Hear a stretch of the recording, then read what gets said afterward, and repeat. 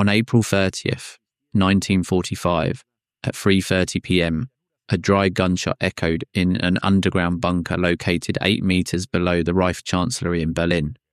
Outside, more than 2.5 million Soviet soldiers were advancing street by street, building by building, upon a capital that was now nothing more than rubble, smoke, and corpses. Inside that damp and claustrophobic bunker, Adolf Hitler, the man who had sworn to build a 1,000-year empire, had just shot himself in the right temple while biting a cyanide capsule.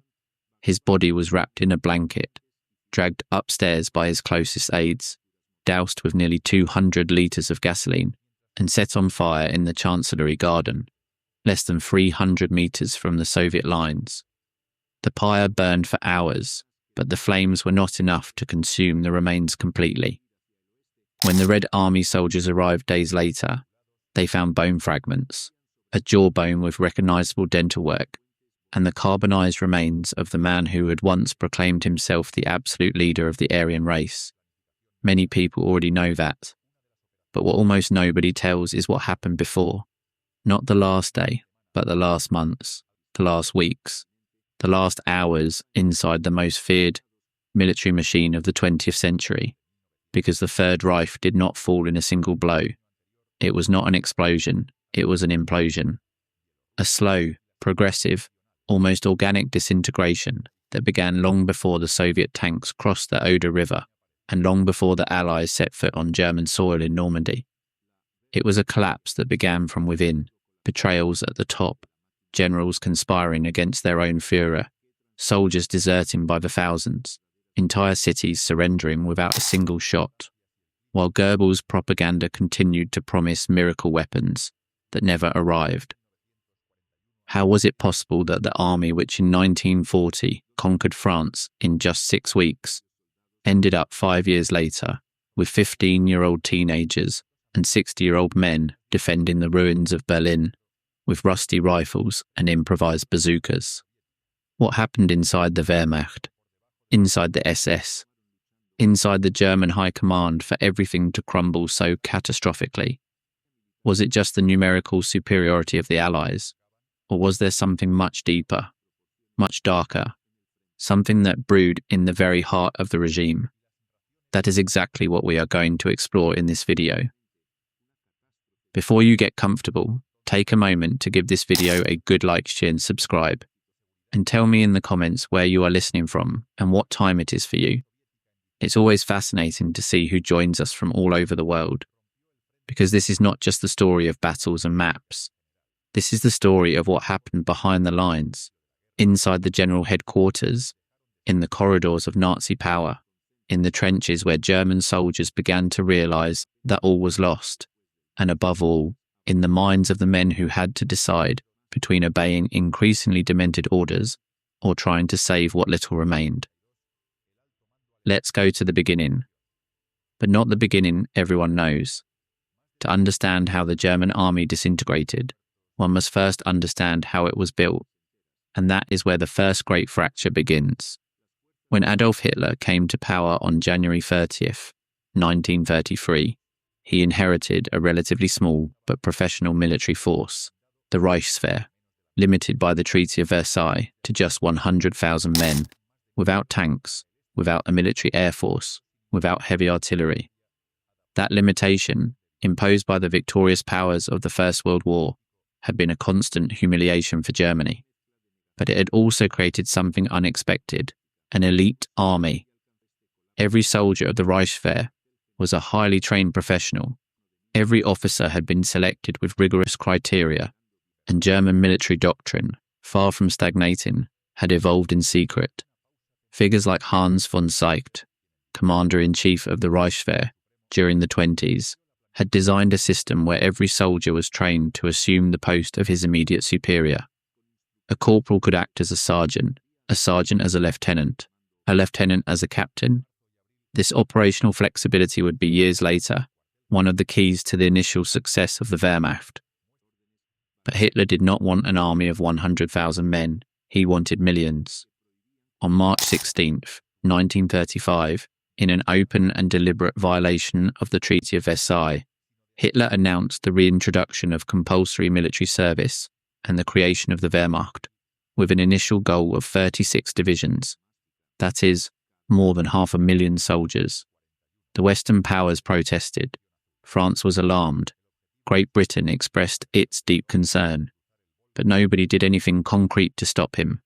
And that was the first fatal mistake of the Allies, a mistake that Hitler interpreted as weakness, and that fueled his conviction that the West had no will to confront him. By 1939, when Germany invaded Poland on September 1st, starting the Second World War, the Wehrmacht had approximately 4.5 million men under arms, organised into the Heer Ing Army, the Kriegsmarine Navy, and the Luftwaffe Air Force. To this were added the SS, originally Hitler's personal guard, which by then had become a true parallel army under the command of Heinrich Himmler, with its own armoured divisions, its own chain of command, and crucially, its own ideology. And there lay the seed of destruction. Because from the beginning, the military apparatus of the Third Reich was not a unified structure. It was a labyrinth of rivalries, competencies, and personal hatreds, disguised as loyalty to the Führer. The Wehrmacht and the SS despised each other. The generals of the General Staff considered the SS officers as fanatics, with no serious military training, party thugs disguised as soldiers. The SS, in turn, saw the Wehrmacht generals as old-fashioned aristocrats, lukewarm in their ideological commitment to National Socialism, potential traitors who only obeyed when it suited them. Hitler, far from resolving this rivalry, fomented it, consciously. It was a power strategy he had learned in the early years of the party: divide and conquer. If his subordinates were too busy competing with each other, none would accumulate enough power to challenge him. So he created overlapping command structures, overlapping authorities, ambiguous jurisdictions. Hermann Göring controlled the Luftwaffe, but also had authority over industrial production through the 4-year plan. Himmler commanded the SS, the Gestapo, and the concentration camps, but also had military ambitions that clashed with those of the regular army. Albert Speer, Minister of Armaments, since 1942, tried to rationalise war production, but was constantly blocked by the feuds of other hierarchs. Martin Bormann, the party secretary, controlled access to the Führer and used that position to manipulate decisions, and so on, in a web of intrigues that would have been comical if it had not cost millions of lives. The result? A military and state apparatus, where decisions were made not according to strategic logic, but according to who had Hitler's ear at any given moment. But in the early years of the war, none of this seemed to matter, because Germany was winning. The invasion of Poland lasted barely 5 weeks. The Blitzkrieg, the Lightning War, proved devastatingly effective. Armoured columns advanced at a dizzying speed, supported by Stuka dive bombers that shattered enemy defences before they could organise, while motorised infantry cleaned up pockets of resistance. The Polish army, brave but antiquated, with cavalry units literally facing tanks, was crushed. Warsaw fell on September 27th, 1939. Poland ceased to exist as an independent state, partitioned between Germany and the Soviet Union, according to the secret Ribbentrop-Molotov Pact, signed just a week before the invasion. Then came the conquest of Denmark and Norway in April 1940, a risky operation that tested the Kriegsmarine but secured the supply of Swedish iron ore, vital for the German war industry. And then the masterstroke, the invasion of France and the Low Countries in May 1940. The plan was audacious to the point of recklessness. The bulk of the German armoured forces, 7 panzer divisions under the command of General Ewald von Kleist, would cross the Ardennes, a mountainous and wooded region that the French considered impassable for large armoured formations. It was exactly what the Allies did not expect. While Army Group B advanced through Belgium and the Low Countries, drawing the attention of main Allied forces northward, the real blow would come through the centre, through the Ardennes, cutting Allied communication and supply lines, and pocketing the best French armies and the British Expeditionary Force against the English Channel coast. It worked. It worked spectacularly. On May 13th, Heinz Guderian's divisions crossed the Meuse River at Sedan.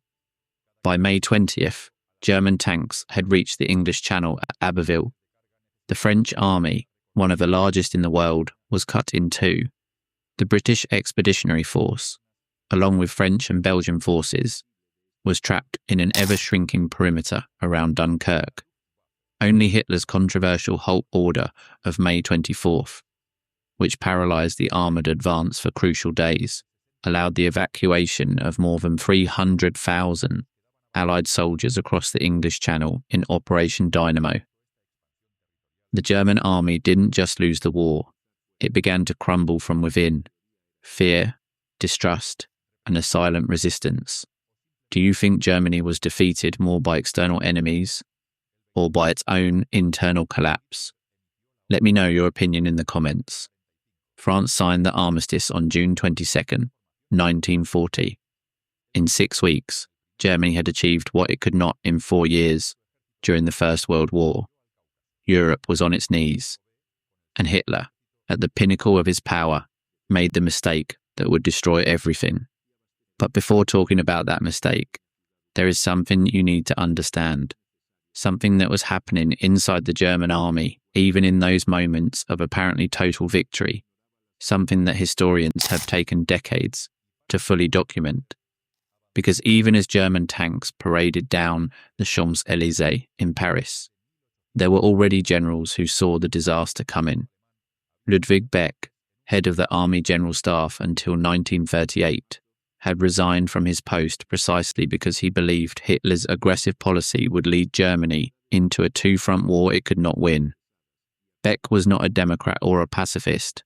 He was an old-school Prussian military man who understood the numbers.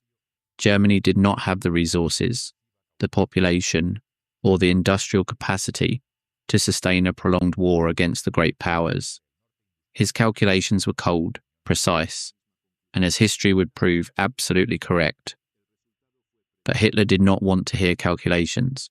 Hitler trusted his intuition, his supposed strategic genius, in will as a supreme force that could overcome any material disadvantage.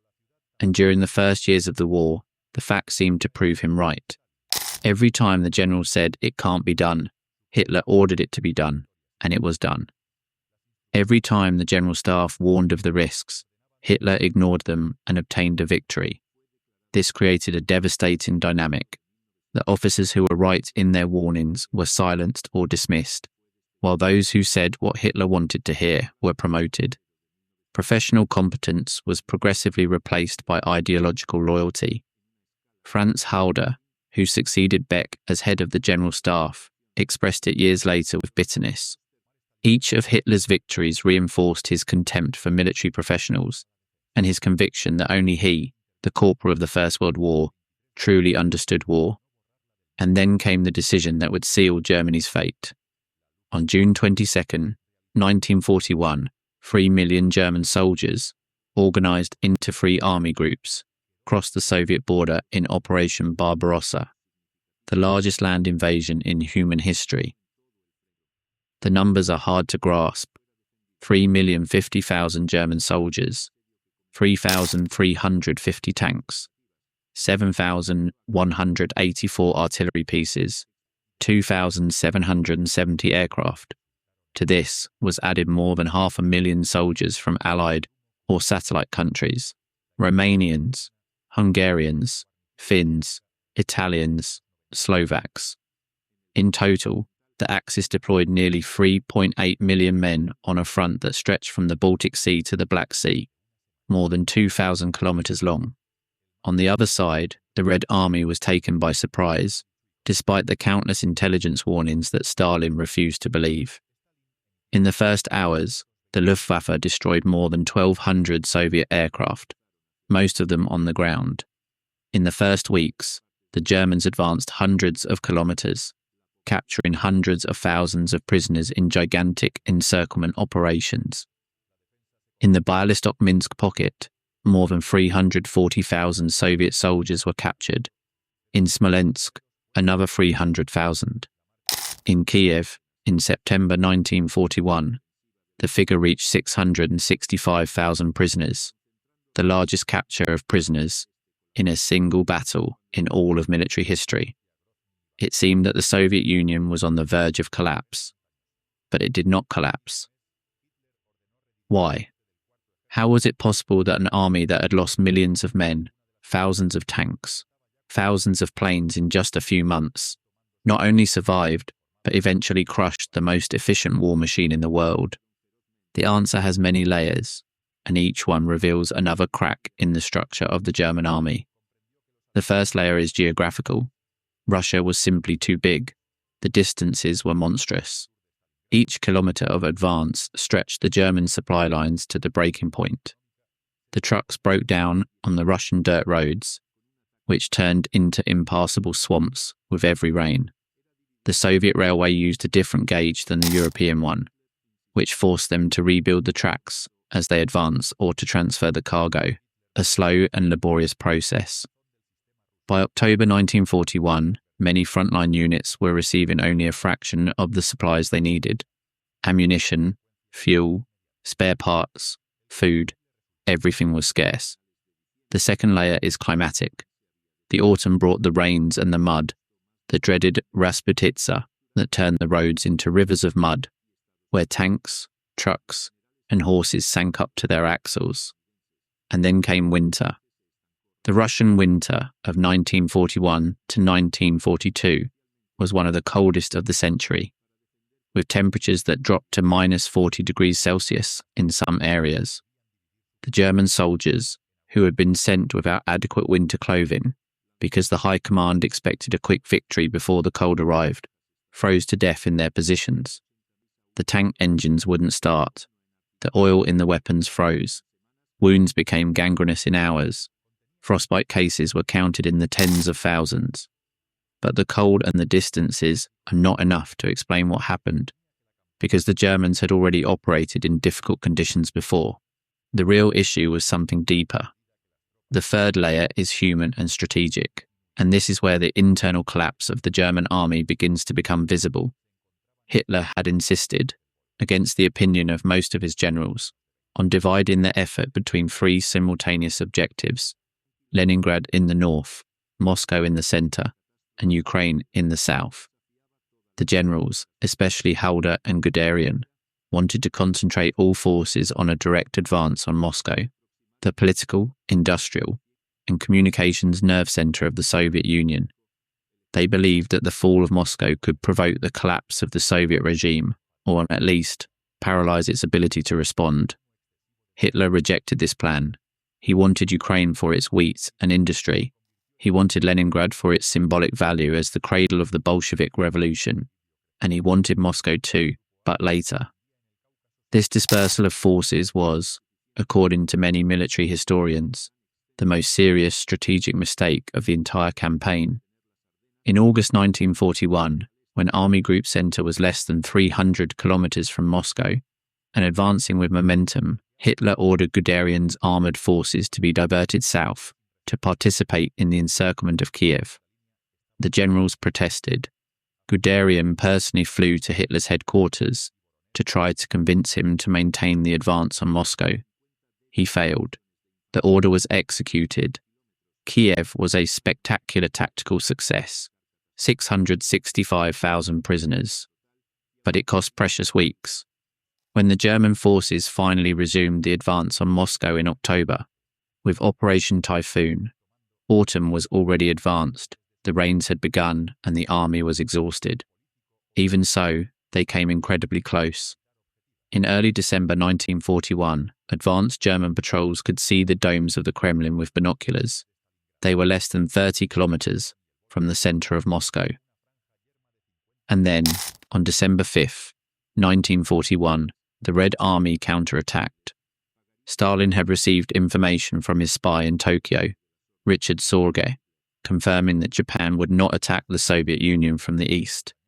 This allowed him to transfer fresh Siberian divisions, well equipped for winter and experienced in combat, to the Moscow front. The counterattack was fierce, unexpected, and devastating for the exhausted German troops. For the first time in the war, the Wehrmacht retreated, and what followed changed everything. Hitler, furious about the retreat, dismissed a cascade of generals. Walter von Brauchitsch, commander-in-chief of the army, was dismissed and replaced by Hitler himself. Yes, Hitler appointed himself commander-in-chief of the army, adding that post to that of supreme commander of all armed forces which he already held. Fedor von Bock, commander of Army Group Center, was relieved. Heinz Guderian, the father of the German armoured divisions, was dismissed for ordering a tactical retreat without authorization. In total, during the winter of 1941 to 1942, Hitler dismissed or accepted the resignation of more than 30 high-ranking generals. Imagine being a German officer in 1945. The front is collapsing, Hitler demands total resistance, and surrender could mean execution. Would you obey orders to the end, or try to save your men? Let me know your opinion in the comments. This was much more than a change of personnel. It was a turning point in the command structure of the German army. From that moment on, Hitler personally controlled military operations at a tactical level. He not only decided the grand strategic lines, as would have been reasonable for a head of state in wartime. No.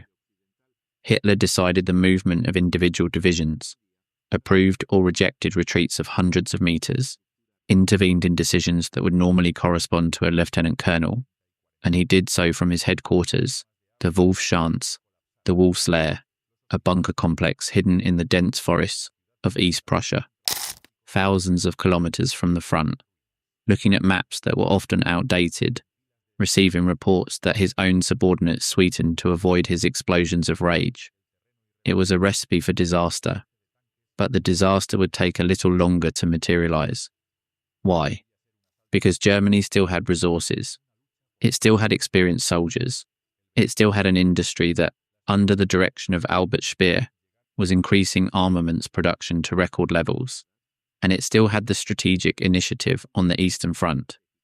The summer of 1942 brought Operation Blue, the German offensive towards the oil fields of the Caucasus. Germany desperately needed oil. Its reserves were dwindling, and without fuel, the tanks, planes, and trucks were useless junk. The plan was to advance to the southeast, capture the oil wells of Baku, Grozny, and Maikop, and at the same time protect the northern flank of this advance by taking a city that stretched along the western bank of the Volga River. That city was called Stalingrad, and Stalingrad would change everything. But before Stalingrad, there is something we must explore, something that was happening far from the front, in the heart of Germany itself, and that reveals another level of the internal collapse. Because while soldiers were dying by the millions in the east, life on the German home front was not what the propaganda wanted people to believe. In 1939, when the war began, most Germans did not celebrate it. Unlike in August 1914, when enthusiastic crowds had taken to the streets of Berlin, Munich, and Hamburg to greet the mobilization with flowers and patriotic songs. In September 1939, the atmosphere was somber. People remembered the Great War. They remembered the hunger, the deprivations, the millions of dead. The Reich Security Main Office, the SD, which meticulously monitored public opinion through a network of informants, reported that the population's mood was serious and contained. There was no enthusiasm. There was resignation. The quick victories of 1939 and 1940 temporarily eased that unease. The fall of France, in particular, generated a wave of genuine enthusiasm. Many Germans felt that the humiliation of 1918 had been avenged. Hitler reached the highest point of his popularity. But that euphoria was short-lived. As the war dragged on, daily life in Germany began to deteriorate. Rationing, which had been introduced at the beginning of the war, became progressively stricter. Ration cards controlled practically everything: bread, meat, butter, sugar, soap, clothes, shoes, tobacco, coal. The assigned amounts depended on the citizen's category. Workers in heavy industry received more than office workers, who in turn received more than pensioners. But even with the cards, many products were simply not available. Women, who had been ideologically relegated by Nazism to the role of mothers and housewives, were increasingly called upon to work in factories to replace the men sent to the front. However, unlike in Great Britain or the Soviet Union, female labour mobilisation in Germany was late and incomplete, partly for ideological reasons. The Aryan woman should be in the home, and partly due to the resistance of the middle-class families themselves. This was another example of how Nazi ideology undermined war efficiency. Germany never mobilised its economy for total war until it was too late. And then came the bombings. The first Allied bombings on German cities were modest and sporadic. But from 1942, and especially from 1943, the Anglo-American strategic bombing offensive reached apocalyptic proportions. The Bomber Command of the Royal Air Force, under the command of Air Marshal Arthur Bomber Harris, adopted a policy of area bombing. It did not target specific factories or military installations, but entire cities. The official justification was to demoralize the civilian population and destroy German productive capacity. The reality was that the technology of the time did not allow for precision bombing at night, so they bombed everything they could. The numbers are staggering. On the night of July 27th to 28th, 1943, Operation Gomorrah unleashed a firestorm over Hamburg that reached temperatures of 800 degrees Celsius.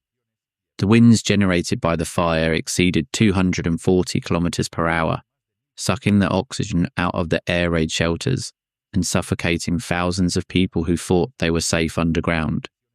In a single week of bombing, more than 37,000 civilians died in Hamburg. Approximately 180,000 tons of bombs were dropped on the city. 1 million people fled. How do you like the content? Do you like this type of video? Then comment with the phrase, "I want more stories." This will encourage us to bring more historical topics, and you will also help with the video's engagement. Okay.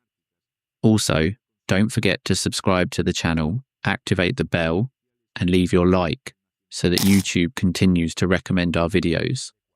The destruction of Hamburg was a shock to Germany.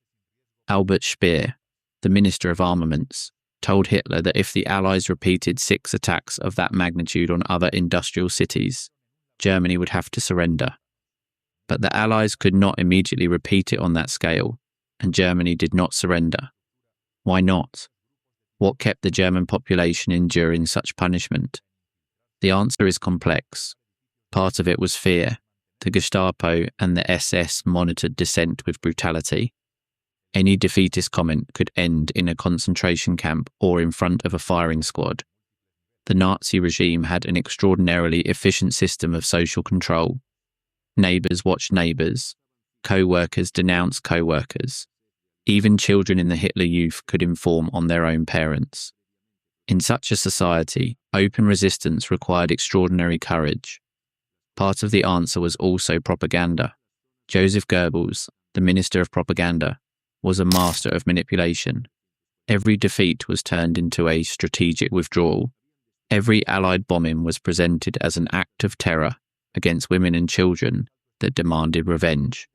And miracle weapons, the Vergeltungswaffen, the retaliation weapons, were constantly promised to change the course of the war.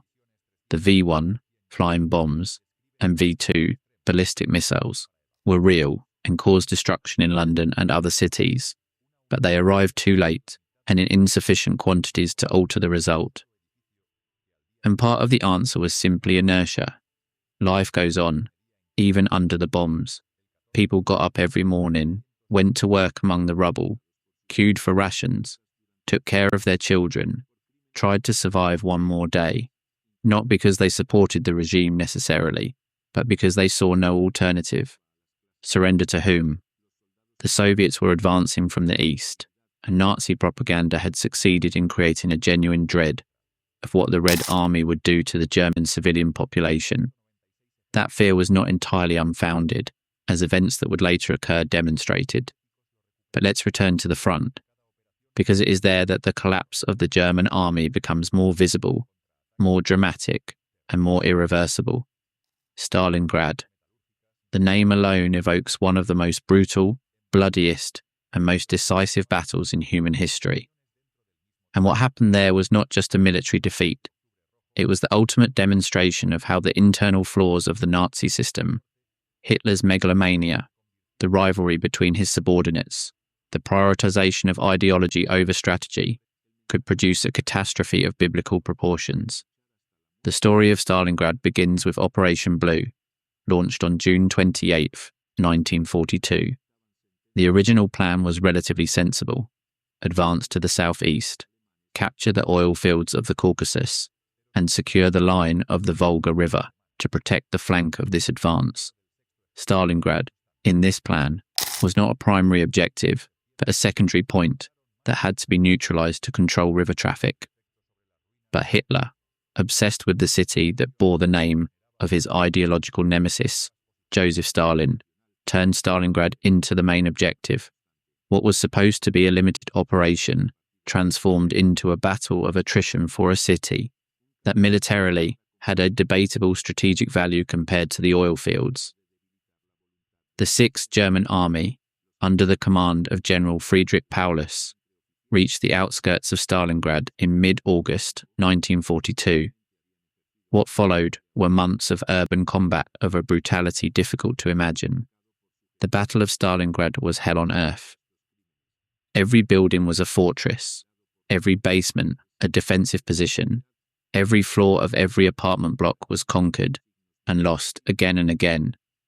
The Germans called this type of combat Rattenkrieg, rat war, because it was fought among rubble, in sewers, in improvised tunnels, at such close distances that sometimes the soldiers of both sides occupied different floors of the same building. Soviet snipers, like the legendary Vasily Zaitsev, turned every street into a death trap. The losses were appalling. The life expectancy of a newly arrived soldier at the Stalingrad front was measured in hours, not days. But the most extraordinary thing was not the brutality of the combat, it was what was happening on the flanks. While the Sixth Army was bleeding out inside Stalingrad, its northern and southern flanks were protected by Allied units that were far from having the combat capability of the German troops. The 3rd and 4th Romanian Army, the 2nd Hungarian Army, and the 8th Italian Army. These forces were ill-equipped, ill-trained for war on the Eastern Front, and had questionable morale. Many of the Romanian, Hungarian, and Italian soldiers did not understand why they were dying on the Russian steppes, thousands of kilometers from their homes. German intelligence services detected the accumulation of Soviet forces opposite these vulnerable flanks. The generals informed Hitler. The intelligence chief of the Sixth Army, Reinhard Gehlen, who after the war would work for the CIA and found the intelligence service of West Germany, specifically warned of the danger of a major Soviet offensive designed to cut the supply lines of the Sixth Army. Hitler dismissed these warnings. He said the Soviets did not have sufficient forces for an operation of that caliber. He said the Romanian and Hungarian troops would hold. He said Stalingrad was about to fall and everything would be resolved when the city was taken. He was wrong about everything. On November 19th, 1942, the Red Army's Operation Uranus was unleashed with a ferocity that took even those who had warned of it by surprise.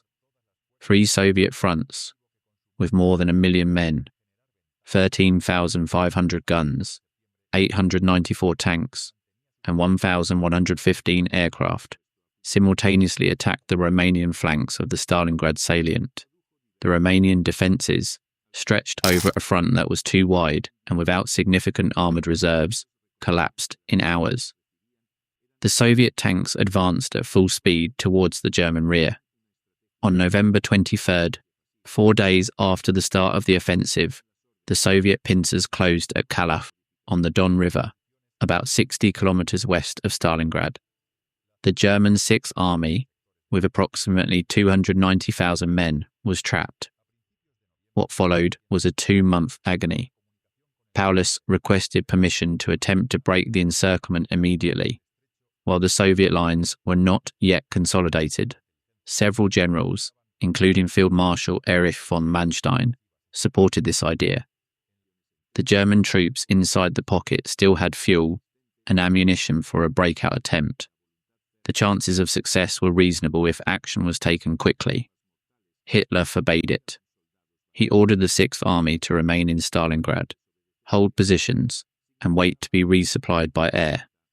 Hermann Göring, commander of the Luftwaffe, had promised him that he could supply the Sixth Army with the 700 tons of supplies it needed daily to survive. It was a lie, or, to be generous, a delusional fantasy. The Luftwaffe never managed to deliver even a fraction of what was promised. On the best days, transport planes managed to bring in between 80 and 100 tons. Many planes were shot down by Soviet anti-aircraft defense or by fighters. Others crashed on the improvised airstrips inside the encircled perimeter. Weather conditions prevented operations for days on end. The actual average of supplies delivered was approximately 105 tons per day, less than a sixth of what was necessary. The soldiers of the Sixth Army began to die of hunger. The daily ration was reduced to 200 grams of bread and a watery soup, then to 100 grams of bread, then to 75. The horses were slaughtered and eaten, including the bones. The dogs disappeared. The cats disappeared. Soldiers boiled leather belts and boots in search of some nutrient. Diseases spread. Typhus, dysentery, massive frostbite. There were no medicines, no bandages, no anesthetics. The wounded died without care in the cellars of Stalingrad's ruins, piled up like sacks. Manstein launched a rescue operation, Operation Winterstorm, in December 1942. His armoured forces advanced to within about 48 kilometres of the Sixth Army's perimeter. They were so close that the trapped men could see the flashes of their rescuers' cannons on the night horizon. Manstein sent a message to Paulus: "Prepare to break the encirclement to the southwest. It is your only chance." But to break the encirclement, Paulus needed Hitler's authorization, and Hitler continued to forbid it. He ordered them to resist to the last man. He said that surrendering Stalingrad was unthinkable. He said that the troops had to sacrifice themselves for Germany. Meanwhile, the Soviet offensive forced Manstein's forces to retreat. The window of opportunity closed forever. In January 1943, the situation inside the pocket was terminal. The Soviets launched Operation Ring to liquidate the pocket. The German troops, weakened to an extent difficult to comprehend, many soldiers weighed less than 40 kilos, could barely resist. The lines contracted day by day. On January 30th, 1943, the anniversary of Hitler's rise to power, the Führer promoted Paulus to the rank of Field Marshal. The message was unequivocal. No German Field Marshal had ever surrendered. Hitler expected Paulus to commit suicide rather than be taken prisoner. Paulus did not commit suicide.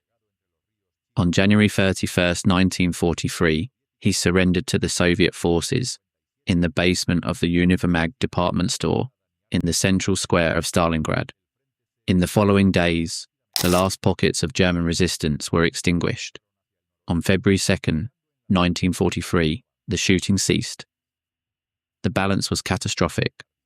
Of the approximately 290,000 German and Allied soldiers trapped in the Stalingrad pocket, about 150,000 had died in combat or from hunger, cold, and disease. Around 91,000 were captured, including 22 generals. Of those 91,000 prisoners, only 5,000 would return to Germany alive. The rest died in Soviet prison camps, victims of hunger, disease, forced labour, and the inhuman conditions of captivity. The last group of prisoners from Stalingrad was not repatriated until 1955, more than 10 years after the end of the war. Stalingrad was, in every sense, the turning point of the Second World War in Europe. Not because Germany could not recover militarily, it still had enormous forces on the Eastern Front, but because it destroyed something intangible but essential, the myth of German invincibility. For the first time, a complete German army had surrendered. For the first time, a German field marshal had been taken prisoner. The images of the Stalingrad survivors, living skeletons with sunken eyes, dragging themselves through the snow into captivity, were a shock to the German population that Goebbels could not gloss over with all his propagandistic skill. And it was precisely after Stalingrad that Goebbels delivered one of the most extraordinary and sinister speeches in history. On February 18th, 1943, at the Berlin Sportpalast, before a carefully selected audience of party hierarchs, Goebbels delivered his total war speech. With hypnotic oratory, he asked the crowd, "Do you want total war? Do you want a war? If necessary, more total and radical than we can even imagine today?" The audience roared its approval. It was a moment of maximum theatricality in the midst of a real catastrophe. Goebbels was asking the German people to accept even greater sacrifices at a time when they were already suffering enormously, and he succeeded, at least temporarily. But reality is not changed with speeches. After Stalingrad, the German army never again took the strategic initiative on the Eastern Front in a sustained manner. There was one last major offensive, Operation Citadel, in July 1943, directed against the Soviet salient of Kursk. It was the largest tank battle in history. More than 6,000 tanks and assault guns clashed in the sunflower fields and rolling hills of the Russian steppe. Germany assembled its best units, including the new divisions equipped with the heavy Tiger and Panther tanks. But the Soviets knew the attack was coming. Their intelligence services, aided by Enigma decryptions shared by the British and by their own spy network, had detected the preparations. They built 8 successive lines of defence in depth, with minefields that stretched for kilometres, anti-tank trenches, camouflaged artillery positions, and massive armoured reserves ready to counterattack. The result was a disaster for Germany. After a week of fierce fighting, with enormous losses for both sides, Hitler cancelled the operation. Part of the reason was that the Allies had landed in Sicily on July 10th, opening a new front that required attention. But the main reason was that the offensive had failed. The Soviet defences had held, and their counterattacks threatened to envelop the German forces. Kursk marked the end of German offensive capability in the east. From that moment on, the Wehrmacht would only retreat, sometimes in an orderly fashion, executing masterful defensive manoeuvres that delayed the Soviet advance and caused enormous losses to the enemy. Other times chaotically, abandoning positions, material, and wounded soldiers in desperate retreats. And it is here that the internal disintegration of the German army accelerated dramatically. How did this disintegration manifest itself? It was not a single event. It was a process with multiple dimensions that fed off each other. The first dimension was the loss of experienced officers.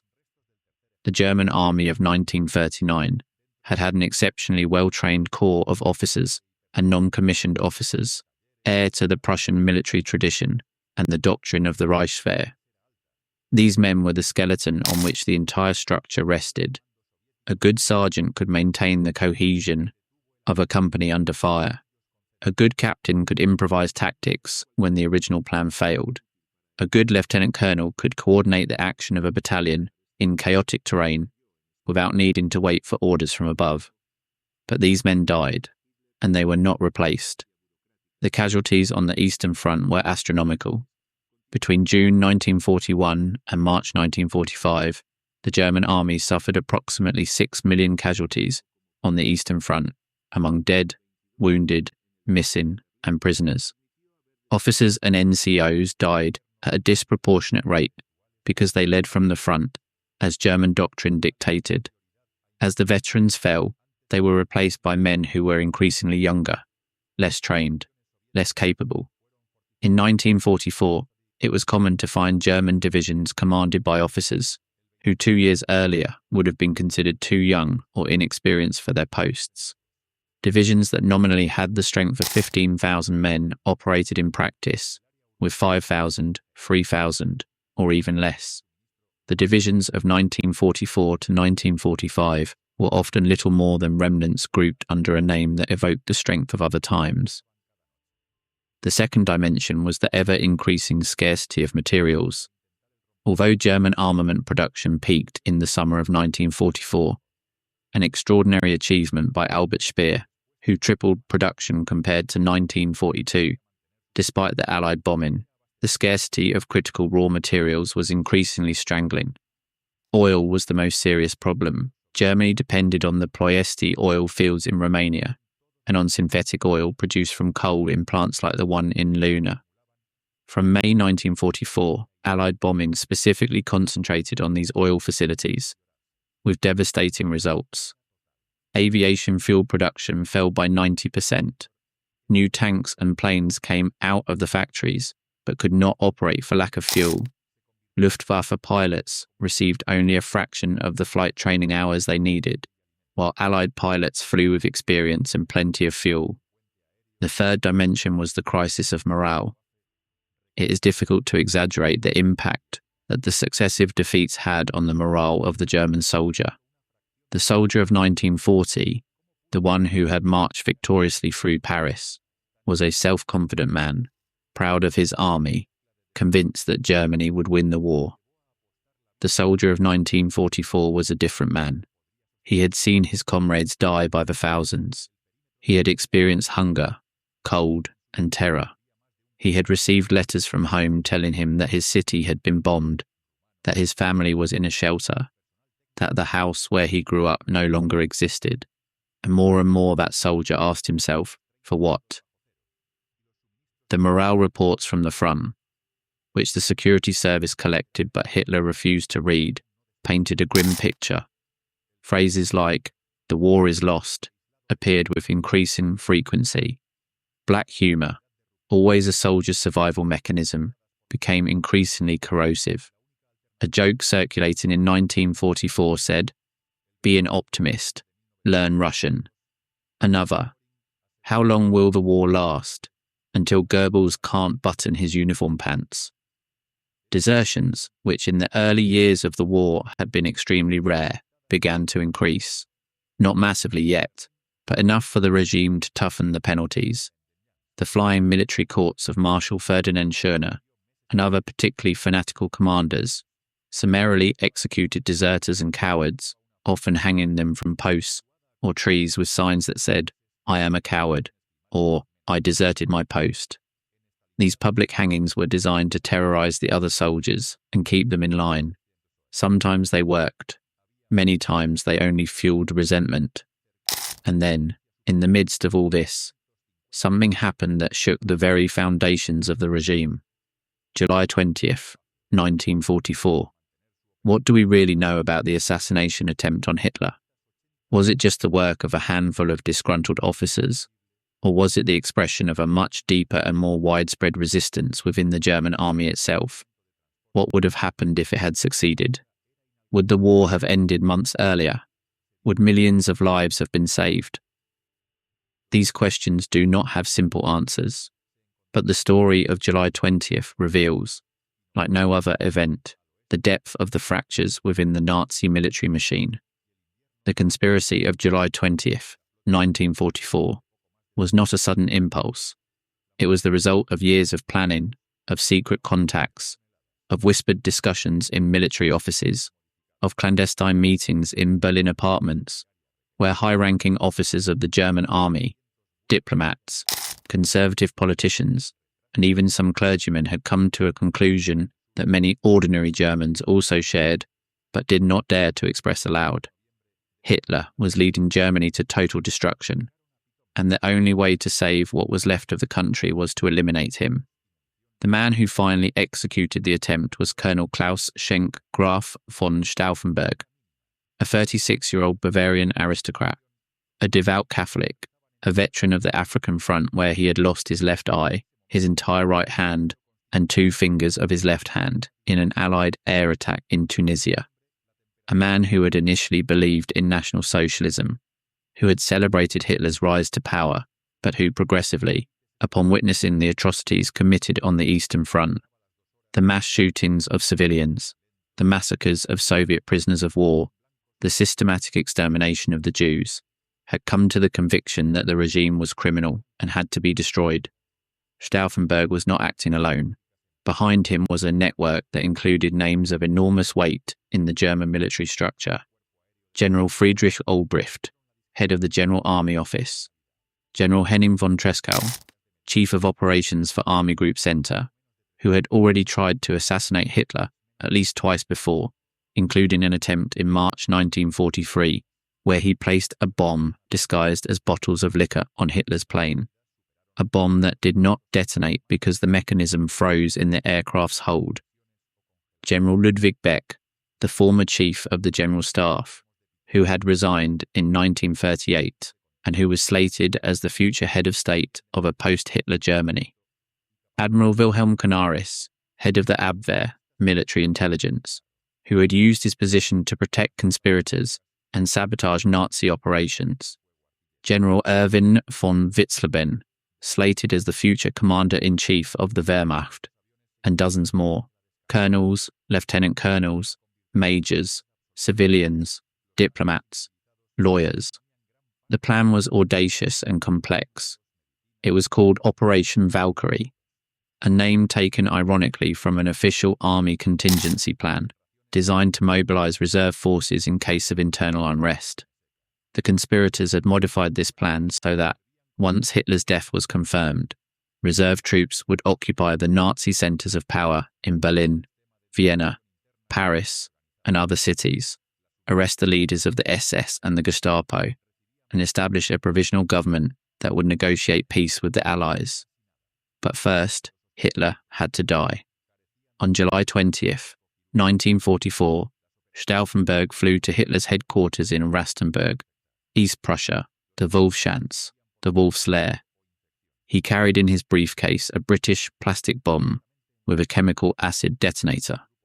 With the 3 fingers he had left on his left hand, he activated the detonator in a bathroom before entering the briefing with Hitler. He placed the briefcase under the heavy oak table where Hitler was studying his maps, as close as possible to the Führer. Then he left the room on a pretext and abandoned the complex. At 12:42, the bomb detonated. The explosion destroyed the conference room. 4 people died. Several more were seriously injured. The roof collapsed. The table was shattered. But Hitler survived. How?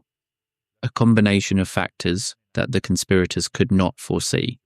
The meeting had been moved from a concrete bunker to a wooden barrack with open windows, which allowed the blast wave to dissipate instead of concentrating.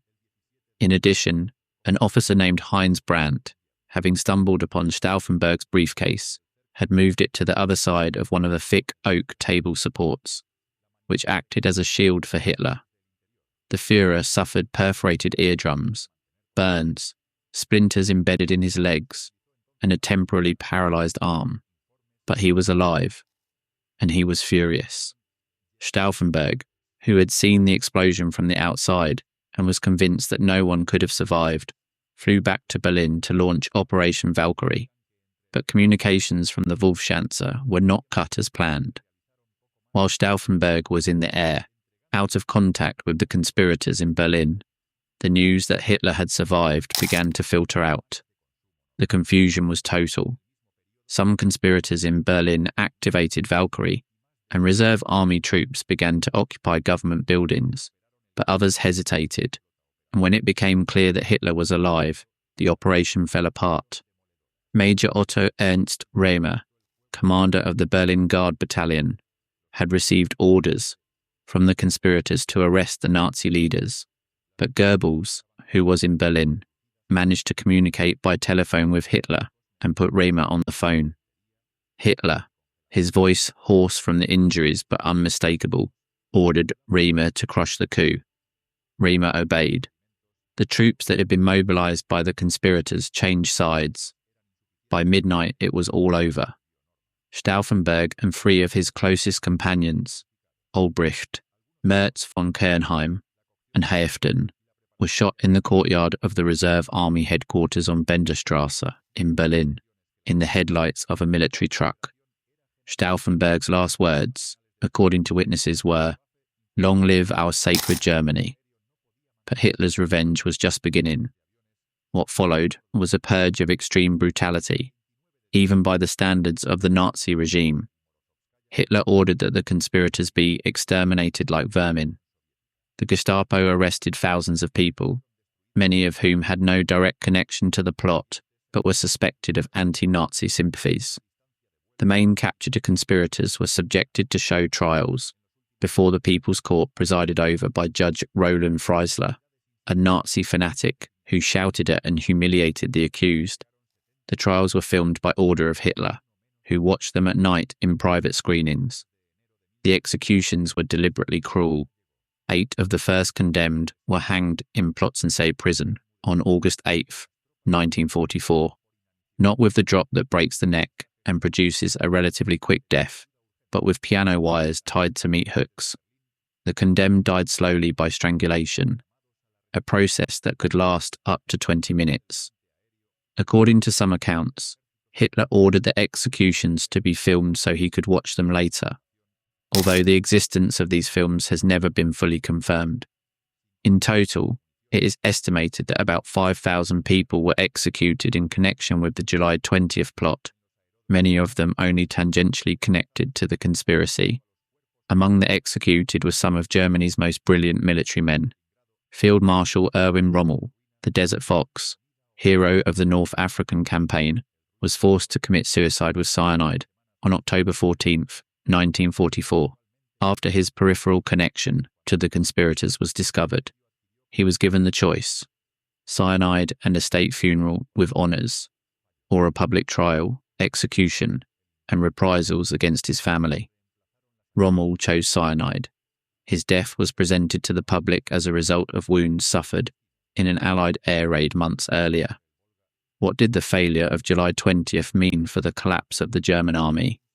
Much more than it might seem at first glance. First, it eliminated most of the officers who had the capacity, the will, and the network of contacts necessary to organise any type of opposition to the regime from within the army. After July 20th, any general who questioned an order from Hitler, however absurd, ran the risk of being suspected of treason. Fear paralysed the high command. Blind obedience, which was already a problem before July 20th, became the absolute norm afterward. Second, Hitler reinforced the control of the SS and the Nazi Party over the army. Himmler was appointed commander of the Reserve Army, a position that gave him control over recruitment and troop training. National Socialist liaison officers, the NSFO, National Sozialistische Führungsoffiziere, equivalent to Soviet political commissars, were implemented in all units to monitor ideological loyalty. The traditional military salute was obligatorily replaced by the Nazi salute, arm raised. These measures did not improve the army's combat effectiveness, they worsened it, but they served their true purpose, to ensure that no one would ever challenge Hitler again. Third, and perhaps most importantly, the failure of July 20th closed the last door to a negotiated end to the war. The conspirators had planned to immediately contact the Allies after Hitler's death to negotiate a peace. It is doubtful that the Allies would have accepted favourable conditions for Germany, given that Roosevelt and Churchill had insisted on unconditional surrender since the Casablanca Conference in January 1943. But at least the possibility existed of shortening the war, of avoiding the horrors of the invasion of Germany, of saving cities that would be razed, of saving hundreds of thousands of lives, both German and Allied. That possibility died with Stauffenberg in the courtyard of Benderstrasse. And the war continued, each day bloodier, each day more desperate, each day more absurd. Because by the summer of 1944, Germany's military situation was catastrophic on all fronts, and not just in the east. On June 6, 1944 D-Day, Allied forces landed on the beaches of Normandy, in the largest amphibious operation in history. More than 156,000 American, British, Canadian, and other Allied soldiers crossed the English Channel under an infernal fire to establish beachheads on the coast of France. The German defences, the famous Atlantic Wall, that propaganda presented as impregnable, turned out to be much weaker than claimed. The wall was solid in some points, like Pas de Calais, where the Germans expected the main landing, but it was incomplete and relatively thin in Normandy. And here, once again, the internal dysfunctions of the German command played a crucial role. Field Marshal Gerd von Rundstedt, Commander-in-Chief in the West, and Field Marshal Erwin Rommel, responsible for Army Group B defending the coast, had opposing views on how to face the invasion. Rommel wanted the armoured divisions as close to the beaches as possible, convinced that the invasion had to be repelled in the first hours, or it would not be repelled at all. Rundstedt wanted to keep the armoured reserves inland, far from the reach of Allied aviation, to launch a massive counterattack once the main landing point was identified. Neither of them got what they wanted. Hitler, who personally controlled the reserve panzer divisions, kept them in an intermediate position that satisfied neither. And on the day of the landing, when the Allied troops were most vulnerable, the German armoured divisions could not move because Hitler was asleep, and no one dared to wake him to ask for the necessary authorization. This is not an exaggeration. It is not an apocryphal anecdote. It is a fact documented by multiple sources. The reserve armoured divisions closest to Normandy, including the 21st Panzer Division and the 12th SS Panzer Division Hitlerjugend, did not receive the order to counterattack until well into the afternoon of June 6th, when the Allies had already consolidated several beachheads. That delay was decisive. But even if the armoured divisions had intervened in time, it is doubtful they could have repelled the invasion. Allied air superiority was overwhelming.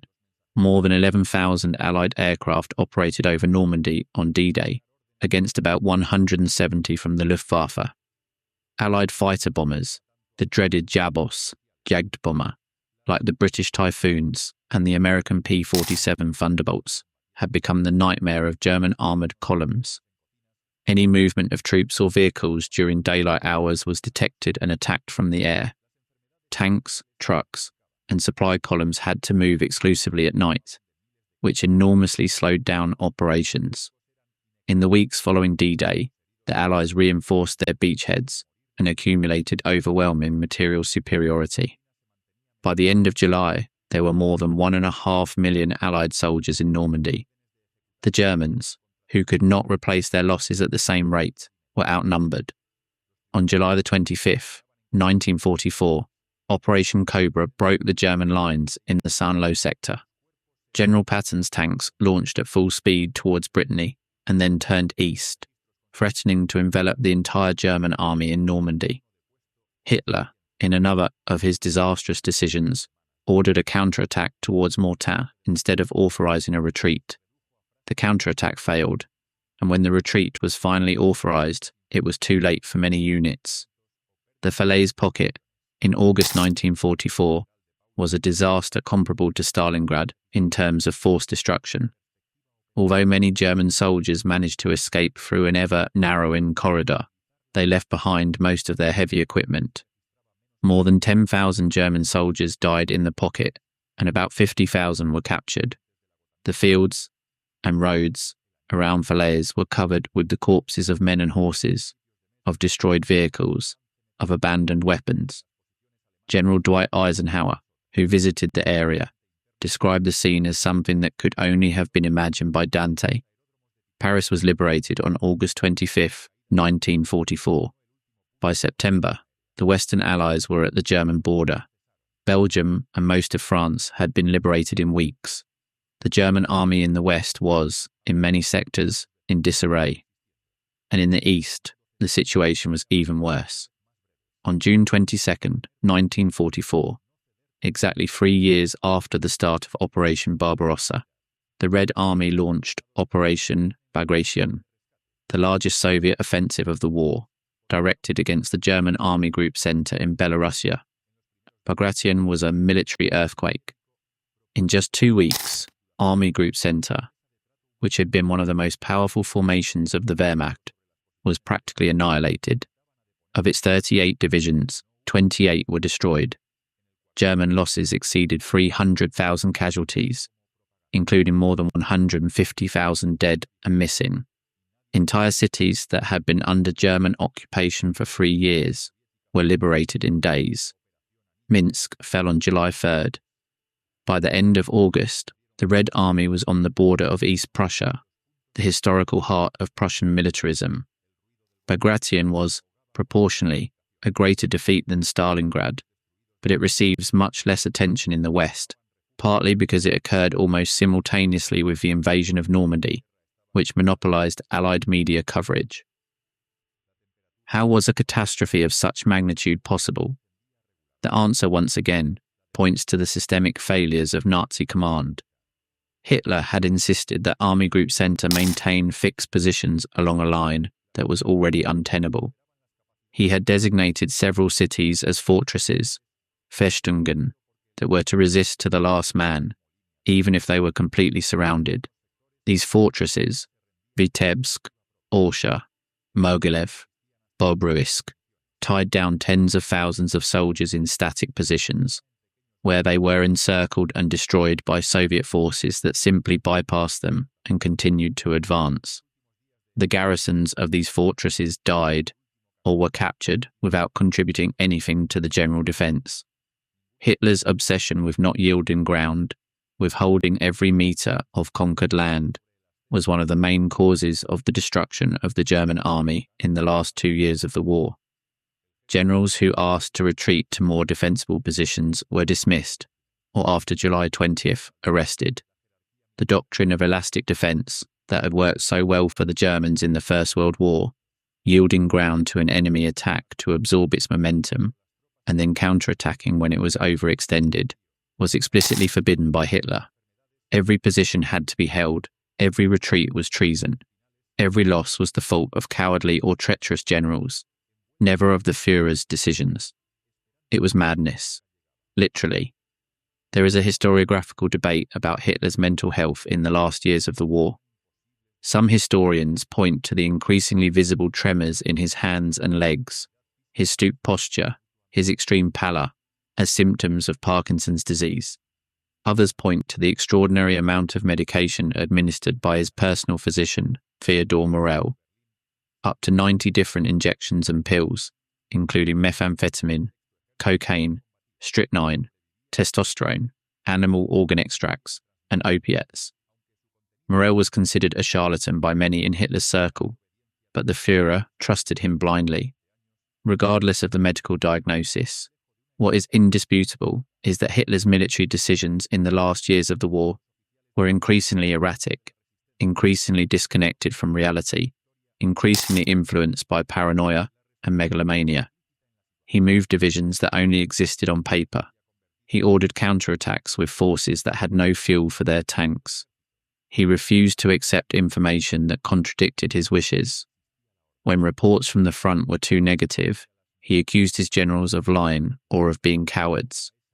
When production figures did not match his expectations, he accused Speer of sabotage. The contrast with the Allied command was brutal. Eisenhower, Montgomery, Zhukov, Konev. These commanders had flaws and made mistakes, but they operated within functional command structures where information flowed, decisions were made based on real data, and generals could express disagreement without risking their lives. Hitler, on the other hand, had created a system where the truth was dangerous and adulation was the currency of survival. And what was happening in the meantime with daily life inside Germany? What did ordinary Germans feel as their world crumbled? By 1944, the war had reached every corner of the Reich. It was no longer something that happened out there, on the distant fronts of the East or North Africa. The war was at home. It was in the bombings that destroyed entire cities. It was in the casualty lists that arrived every day. It was in the hospital trains that unloaded mutilated men at the stations. It was in the ever-increasing scarcity of everything: food, clothing, soap, coal for heating, medicine. The Allied strategic bombing campaigns reached their maximum intensity between 1944 and 1945. The British Bomber Command and the US 8th Air Force launched massive daily attacks. Cities that had survived relatively intact until then were razed: Dresden, Würzburg, Pforzheim, Darmstadt, Hildesheim. The names accumulate like a funeral litany. The case of Dresden is particularly well known and controversial. On February 13th and 14th, 1945, successive waves of British and American bombers dropped thousands of tons of incendiary and high explosive bombs on this Saxon city, famous for its Baroque architecture, its museums, and its porcelain. The resulting firestorm incinerated the historic city centre. Victim estimates have varied enormously over the years. Nazi propaganda spoke of hundreds of thousands of deaths, a grossly inflated figure. Serious historical research, such as the report from the Commission of Historians appointed by the city of Dresden in 2010, places the figure at around 22,700 to 25,000 dead. It is a terrible figure, but significantly lower than the propagandistic exaggerations that for decades fueled debates about the morality of strategic bombing. But beyond the numbers, what the bombings did was destroy the infrastructure of daily life. The water, electricity, and gas networks were damaged or destroyed. Transportation systems collapsed.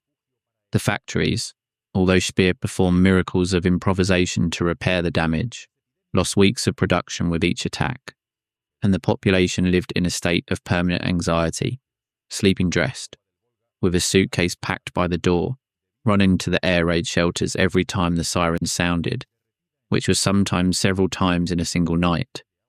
In these conditions, the social fabric began to unravel. The black market flourished. Corruption, which in the early years of the regime had been relatively discreet, spread. The party hierarchs, the Gauleiters and Kreisleiters, who were supposed to be examples of sacrifice and service, often lived with luxuries that insulted a hungry population. Goering, whose collection of stolen art filled his palace of Karrenhol, was a particularly flagrant symbol of this hypocrisy, although the population did not know the magnitude of his excesses. The letters that soldiers from the front sent home, many of which were intercepted and analysed by the military censorship, reveal a progressive deterioration of morale. In 1940 and 1941, the letters were full of confidence and optimism. In 1943, the tone was sombre but resigned. In 1944, expressions of hopelessness, of contained anger, of unanswered questions appeared. When will this end? What are we dying for? Is there anything left to fight for? Some soldiers went further. Desertions, as we have already mentioned, increased, but so did self-mutilations. Soldiers who shot themselves in the hand or foot to be evacuated from the front. Military courts treated these cases with extreme severity, but the fact that a soldier would rather risk death or permanent mutilation and punishment than continue fighting says a lot about the mood in the trenches. And yet, the German army kept fighting. It kept fighting with a tenacity that astonished even its enemies. Why? This is one of the most fascinating and disturbing questions in military history. Part of the answer is fear. Fear of summary courts-martial, of firing squads, of hangings on telegraph poles with infamous signs. The Feldgendarmerie, the German military police, known as the Kettenhunde, chain dogs, for the metal plate that hung from their necks, patrolled the rear searching for deserters and stragglers, with authority to execute them on the spot. Part of the answer is camaraderie. The bond between soldiers, who have shared months or years of danger, hunger, and suffering, is one of the most powerful that can exist between human beings. Many German soldiers continued to fight not for Hitler, not for Germany, not for Nazism, but for the man who was by their side in the trench. They did not want to abandon their comrades. Part of the answer is the fear of what would come after the defeat. Nazi propaganda had painted a terrifying picture of what the Allies, and especially the Soviets, would do to Germany. The Soviet atrocities in East Prussia, when the Red Army crossed the German border in late 1944, seemed to confirm the worst fears: mass rapes, murders of civilians, indiscriminate looting. These events, real and documented, were amplified by Nazi propaganda to convince the soldiers that surrender meant total destruction. Better to die fighting than to fall into the hands of the Bolsheviks became a relentlessly repeated mantra. And part of the answer, it must be said, is that many German soldiers, after years of indoctrination, still believed. They believed in the miracle weapons. They believed that the Western Allies and the Soviets would end up fighting each other. They believed that, somehow, the situation would be reversed. The capacity of human beings to cling to hope, even when all rational evidence contradicts it, is astonishing, and the Nazi regime exploited that capacity with a perverse skill. But the reality was implacable, and at the end of 1944, that reality manifested itself in one last great gamble that revealed both the desperation of the regime and the depth of its disconnection from the truth. The Ardennes offensive, the last great German offensive of the war. Hitler conceived it as a masterstroke that would repeat the success of May 1940, a surprise armoured attack through the wooded and mountainous Ardennes, which would divide the Western Allies, capture the vital port of Antwerp, and force the Anglo-Americans to negotiate a separate peace. With the Western Front stabilised, Germany could then concentrate all its forces against the Soviet Union. It was a fantasy, and most of the generals knew it. Gerd von Rundstedt, nominally the commander of the operation, said after the war that the plan seemed unreal to him from the beginning. Walter Model, one of Hitler's most competent and aggressive generals, proposed a more limited and achievable objective. All were ignored. Hitler insisted on his maximum plan. For the offensive, Germany gathered its last strategic reserves: 3 armies with approximately 250,000 men, 600 tanks and assault guns, and 1,900 artillery pieces. Fuel was so scarce that the plan depended on capturing intact Allied fuel depots during the advance. An assumption upon which to build a military operation is, at the very least, reckless. The attack began on December the 16th, 1944, on a wooded and mountainous front in eastern Belgium and Luxembourg, where the Allies had deployed lower quality units, or units in the process of recovery. The surprise was complete. Bad weather prevented Allied aviation from operating during the first few days, depriving the Allies of their most powerful weapon. The Germans advanced and created a deep salient, a bulge in English, in the Allied lines, from which the American name of the battle comes, Battle of the Bulge. But it was not enough. The Allies recovered with surprising speed. The US 101st Airborne Division resisted heroically in Bastogne, a vital communications hub, refusing to surrender even when completely surrounded.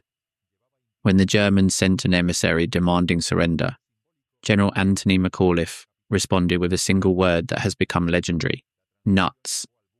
When the weather improved, Allied aviation pounced on the German columns with devastating effects.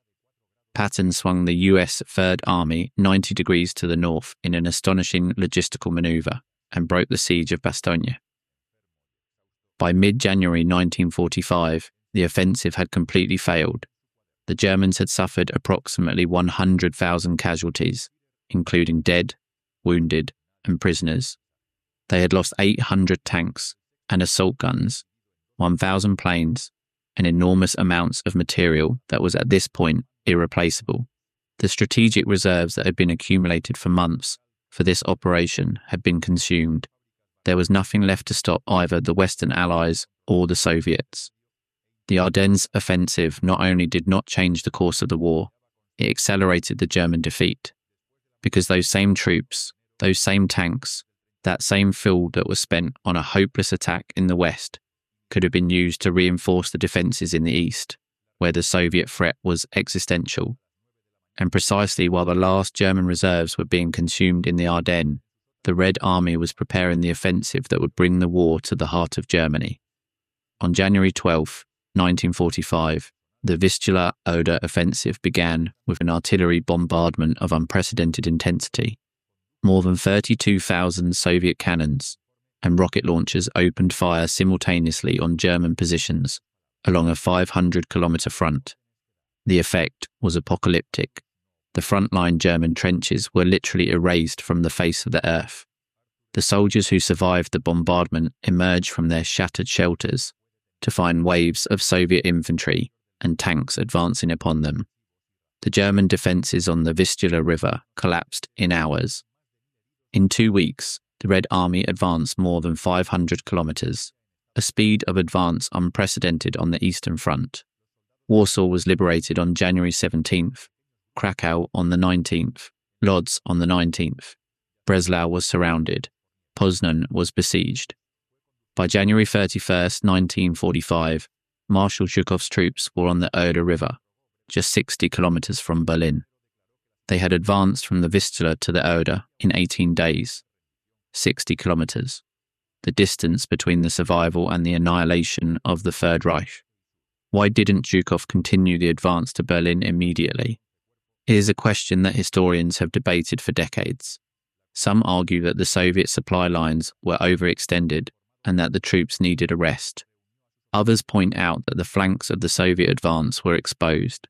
In Pomerania, to the north, and in Silesia, to the south, there were still significant German formations that could threaten the flanks of an advance on Berlin.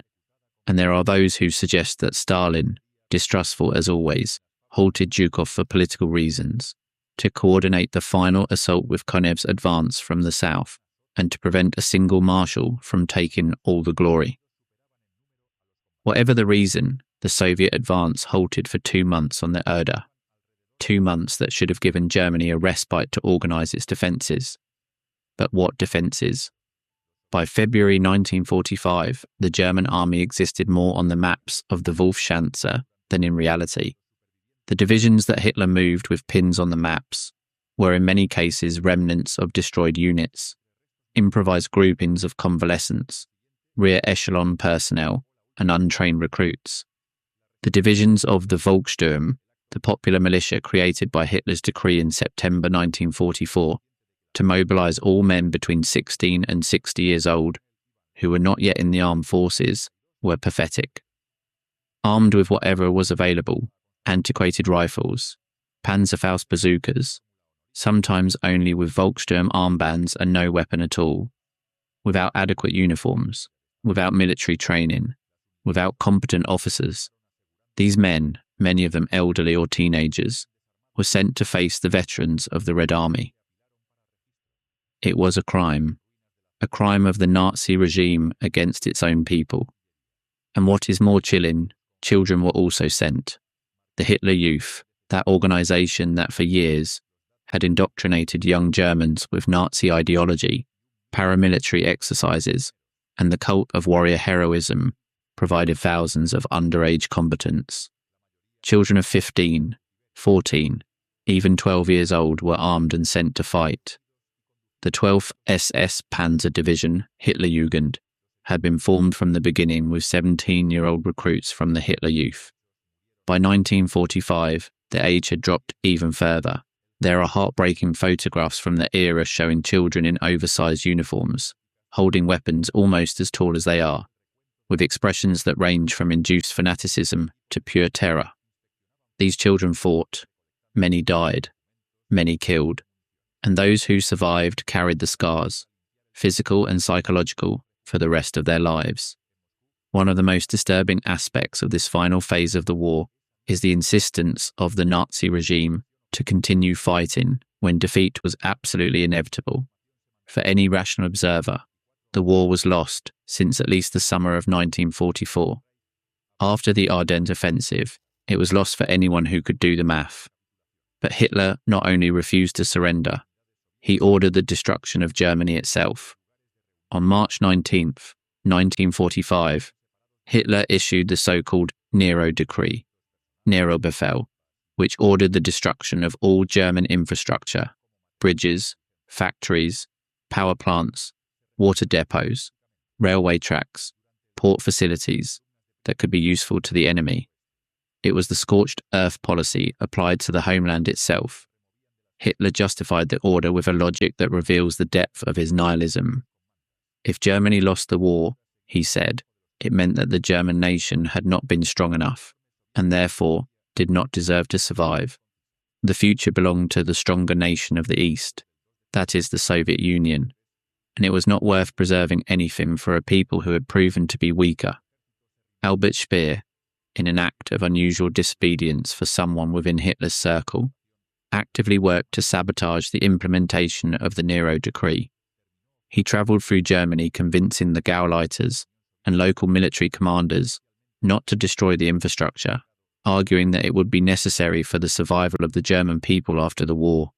In many cases he succeeded, not so much because of his authority, but because, by that point, many local officials no longer obeyed orders from Berlin. Because that was another dimension of the collapse, the disintegration of the chain of command. In the final months of the war, the authority of the central government in Berlin progressively evaporated. Communications were interrupted by the bombings. Telephone and telegraph links were constantly cut. Messengers could not get through the destroyed roads. The Gauleiters of the peripheral regions acted more and more on their own, some with suicidal fanaticism, others looking for a way to surrender to the Western Allies before the Soviets arrived. The Wehrmacht itself fragmented. In the West, many commanders actively sought to surrender to the Americans or British, whom they considered more civilized enemies than the Soviets. In the East, resistance was fiercer, not out of loyalty to the regime, but out of genuine terror of falling into the hands of the Red Army. In Italy, the secret negotiations of SS General Karl Wolff with the Allies, which had already begun in February 1945 through Alan Dulles, head of the Office of Strategic Services, OSS, in Switzerland, led to the surrender of the German forces in Italy on May 2nd, 1945, 6 days before the general surrender. When Hitler learned of these negotiations, he ordered Wolff's arrest, but the order could no longer be executed. And as the military structure disintegrated, the horror reached its most extreme heights in the concentration and extermination camps. Because there is something that cannot be omitted from the story of the Nazi collapse, something that was happening simultaneously, in parallel, as the darkest dimension of this entire downfall, the Holocaust. By 1945, the Nazi extermination machine had already murdered approximately 6 million Jews, along with hundreds of thousands of Roma, people with disabilities, Soviet prisoners of war, homosexuals, political opponents, and other groups that the regime considered undesirable or racially inferior. The extermination camps of Auschwitz-Birkenau, Treblinka, Sobibor, Belzec, Chelmno, and Majdanek had functioned as industrial factories of death, processing human beings with a bureaucratic efficiency that constitutes one of the most monstrous crimes in the history of humanity. But as the Red Army advanced westward, the SS tried to destroy the evidence of their crimes. The camps in the east were evacuated. The prisoners who could still walk were forced to march into the interior of Germany, in what are known as the Death Marches, Todesmärsche. Columns of thousands of skeletal prisoners, dressed in the infamous striped uniforms, many barefoot, were forced to walk for kilometres in the snow and cold, guarded by SS guards, who shot anyone who fell or lagged behind. Tens of thousands of prisoners died on these marches, in the gutter of some icy road in Central Europe, weeks or days from liberation. When Allied troops finally reached the camps that had not been evacuated, what they found shook the conscience of the world. On April 15th, 1945, British troops liberated Bergen-Belsen. The soldiers, men hardened by months of combat, were left speechless by what they saw. Mountains of corpses, prisoners reduced to living skeletons, open mass graves. The images filmed by the camera crews of the British Army were projected in cinemas around the world and remain, to this day, some of the most shocking images ever recorded. The Americans liberated Dachau on April 29th. The Soviets had reached Auschwitz on January 27th. Each camp told its own story of indescribable horror, and many of the SS guards who had participated in these crimes simply took off their uniforms, destroyed their identity documents, and tried to blend in with the civilian population or with regular prisoners of war. Some succeeded. Many lived quiet lives for decades before being identified, if they ever were. What does that say about the nature of the Nazi collapse? It says it was not just a military collapse, it was a moral collapse. A regime that until the last moment dedicated resources, trains, guards, logistics, to murdering innocents, even when those same resources were desperately needed for military defense, was a regime whose evil transcended any strategic calculation. And that evil did not end with the collapse. It transformed. It disguised itself. It hid. But it did not disappear.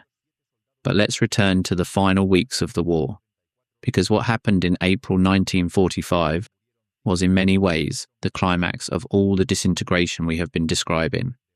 On April 16th, 1945, the Red Army launched the final battle, the Battle of Berlin. Zhukov attacked from the east, from his bridgeheads on the Oder River. Konev attacked from the southeast, from the Neisse River. Rokossovsky advanced from the north. In total, more than 2,500,000 Soviet soldiers, supported by 6,250 tanks, 41,600 cannons and rocket launchers, and 7,500 aircraft, converged on Berlin. On the German side, the defences were a shadow of what they had been. General Gotthard Heinrici, one of the best defensive tacticians of the German army, commanded the Vistula Army Group, defending the access to Berlin from the east. Heinrici knew he could not stop the Soviets, but he tried to delay them long enough for the largest possible number of civilians and soldiers to flee west, towards the Western Allied lines. The first major clash occurred at the Silo Heights, a ridge of high ground overlooking the floodplain of the Oder. Zhukov expected to take the heights quickly, but the German defence proved more tenacious than anticipated. The fighting lasted 3 days. Soviet losses were enormous. It is estimated that between 30,000 and 33,000 Soviet soldiers died just in the Battle of the Silo Heights. But the German losses were also devastating, and with no possibility of replacement.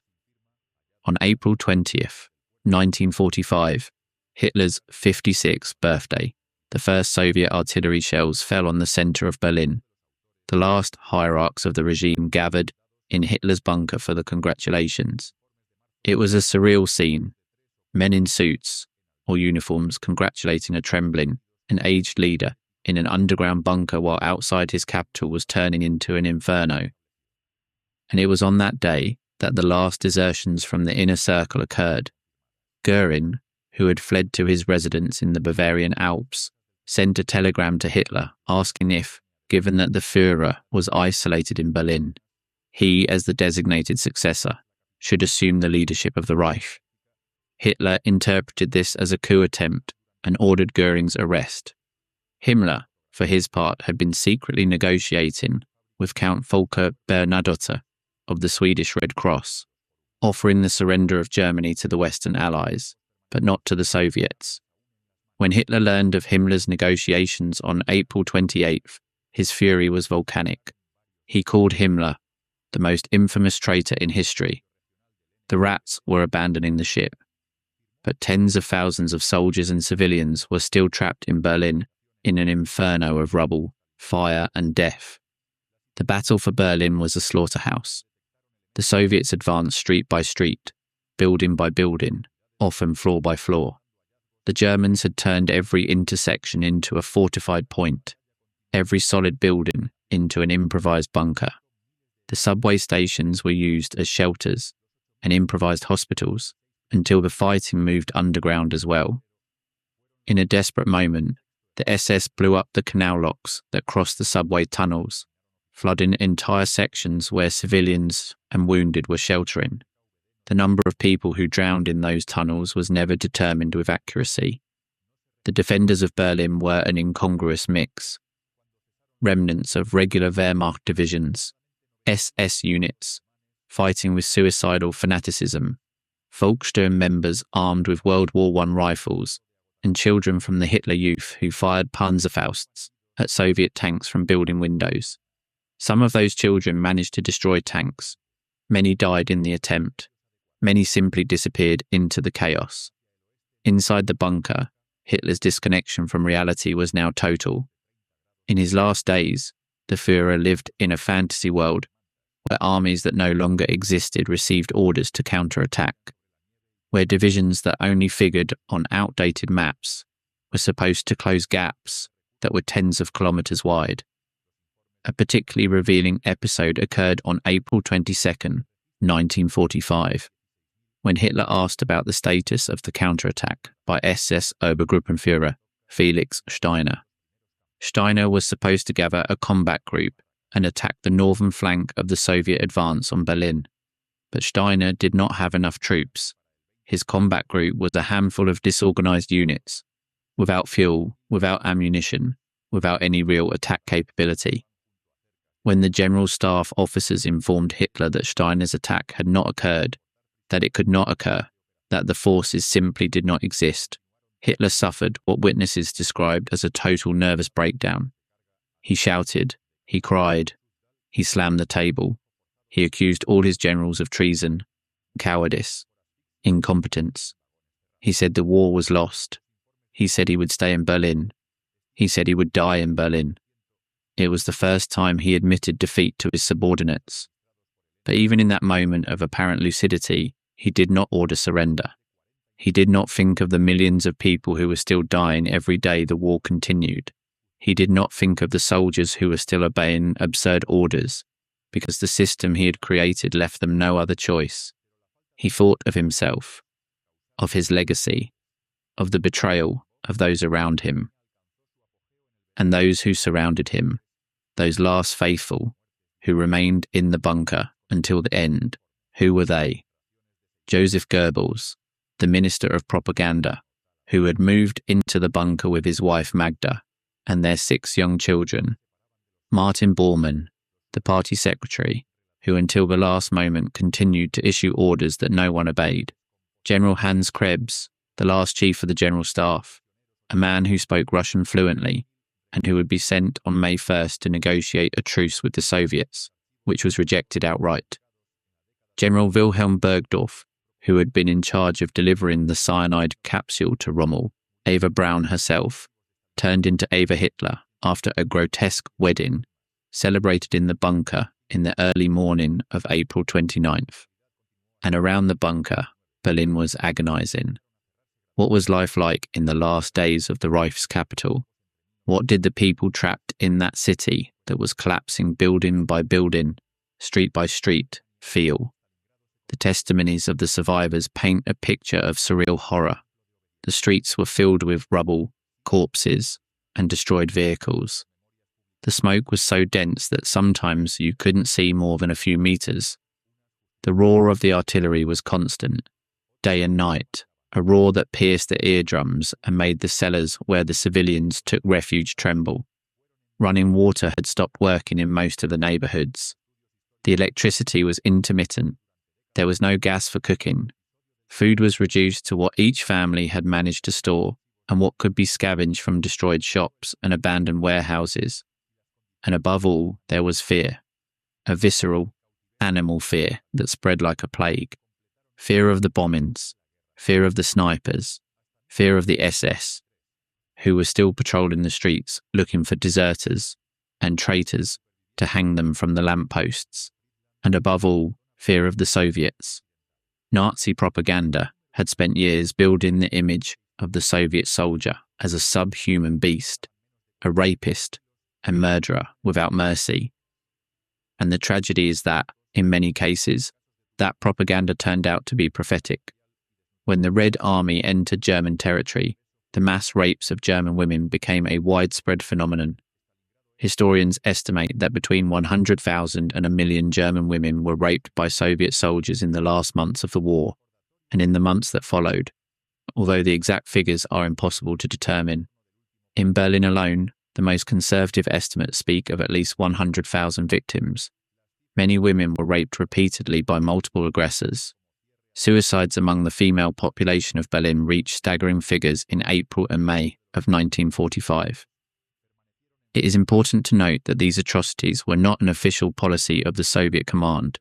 Stalin and his generals tolerated and sometimes encouraged revenge against the Germans as a reward for the troops, but there were also Soviet commanders who tried to maintain discipline and punish the rapists.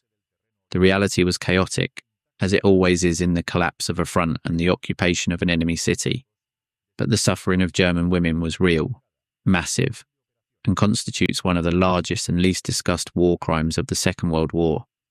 And while the women of Berlin lived this ordeal, the men who had caused all of it, the leaders of the Nazi regime, were preparing to escape from justice. Because that is what many of them did, escape. But not all of them could.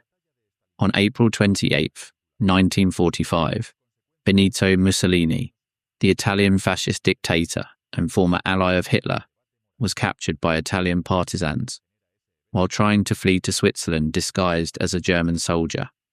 He was shot along with his mistress, Clara Petacci. Their bodies were hung upside down at a gas station in Milan's Piazzale Loreto, where a furious crowd beat, spat on, and mutilated them. The photographs of the corpses of Mussolini and Petacci hanging by their ankles went around the world. Hitler saw those photographs, or at least he received the news. He decided that the same would not happen to him. He would not fall into the hands of the enemy. He would not be exhibited as a trophy. He would not be judged. On April 29th, Hitler dictated his political and personal will.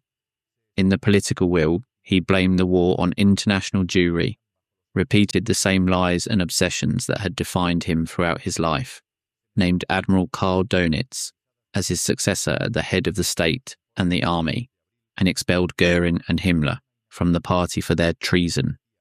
In the personal will, he explained his decision to marry Eva Braun and to commit suicide, and left his possessions to the party, or, if the party ceased to exist, to the state. Not a word of repentance, not a word of compassion for the millions of dead, not a word that acknowledged his responsibility in the greatest catastrophe in European history. The next day, April 30th, 1945, Adolf Hitler and Eva Braun committed suicide in the bunker. But the story does not end there, because Hitler's death did not mean the immediate end of the war. It did not even mean the immediate end of resistance. What happened in the days that passed between Hitler's death and the final surrender of Germany? How did the millions of German soldiers, who were still fighting on multiple fronts, react? What did the regime's hierarchs do? How did the Third Reich really end? Those questions lead us to the last act of this tragedy, and it is, perhaps, the most chaotic of all. When the news of Hitler's death reached the troops, and it did not reach all of them at the same time, nor with the same clarity, the reactions were very diverse. Some soldiers simply stopped fighting. They threw down their weapons, took off their uniforms, and began to walk home, or towards the Western Allied lines, or simply to any place that was far from the front.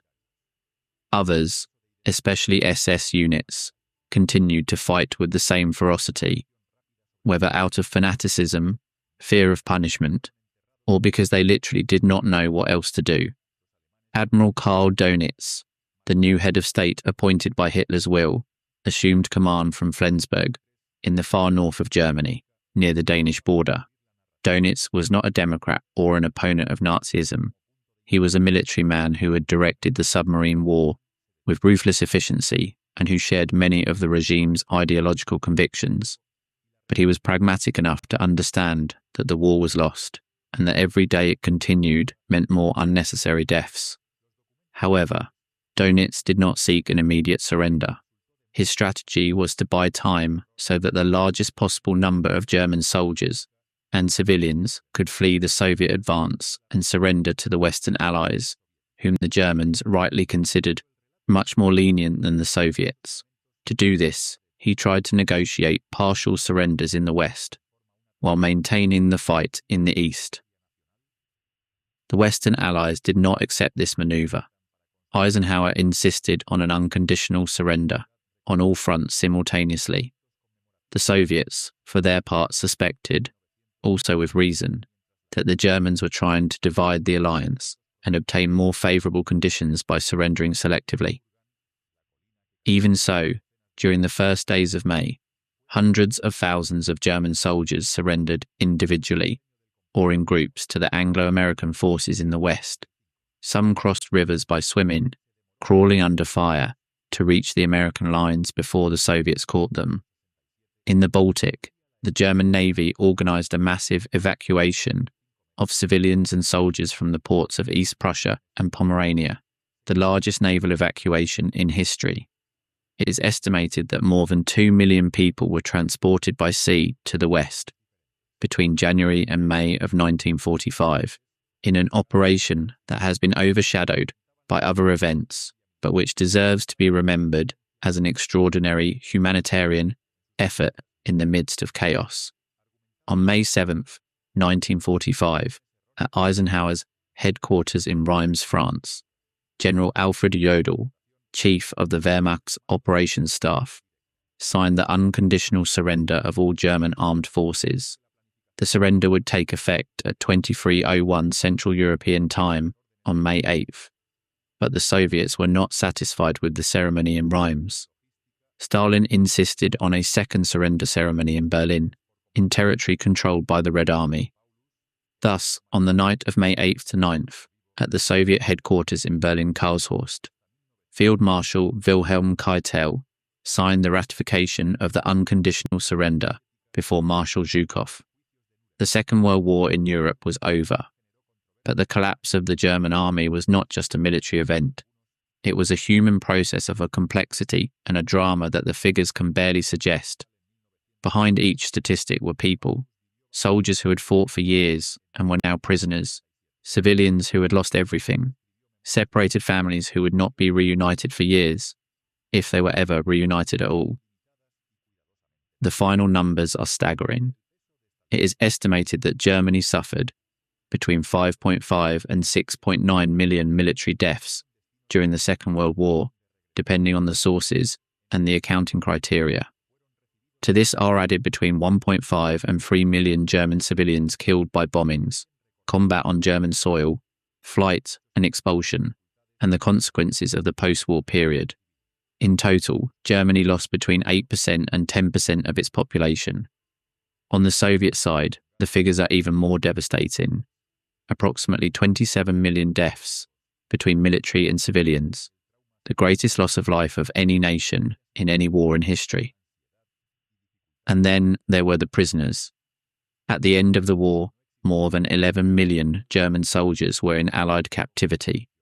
Their fate varied enormously depending on who had captured them.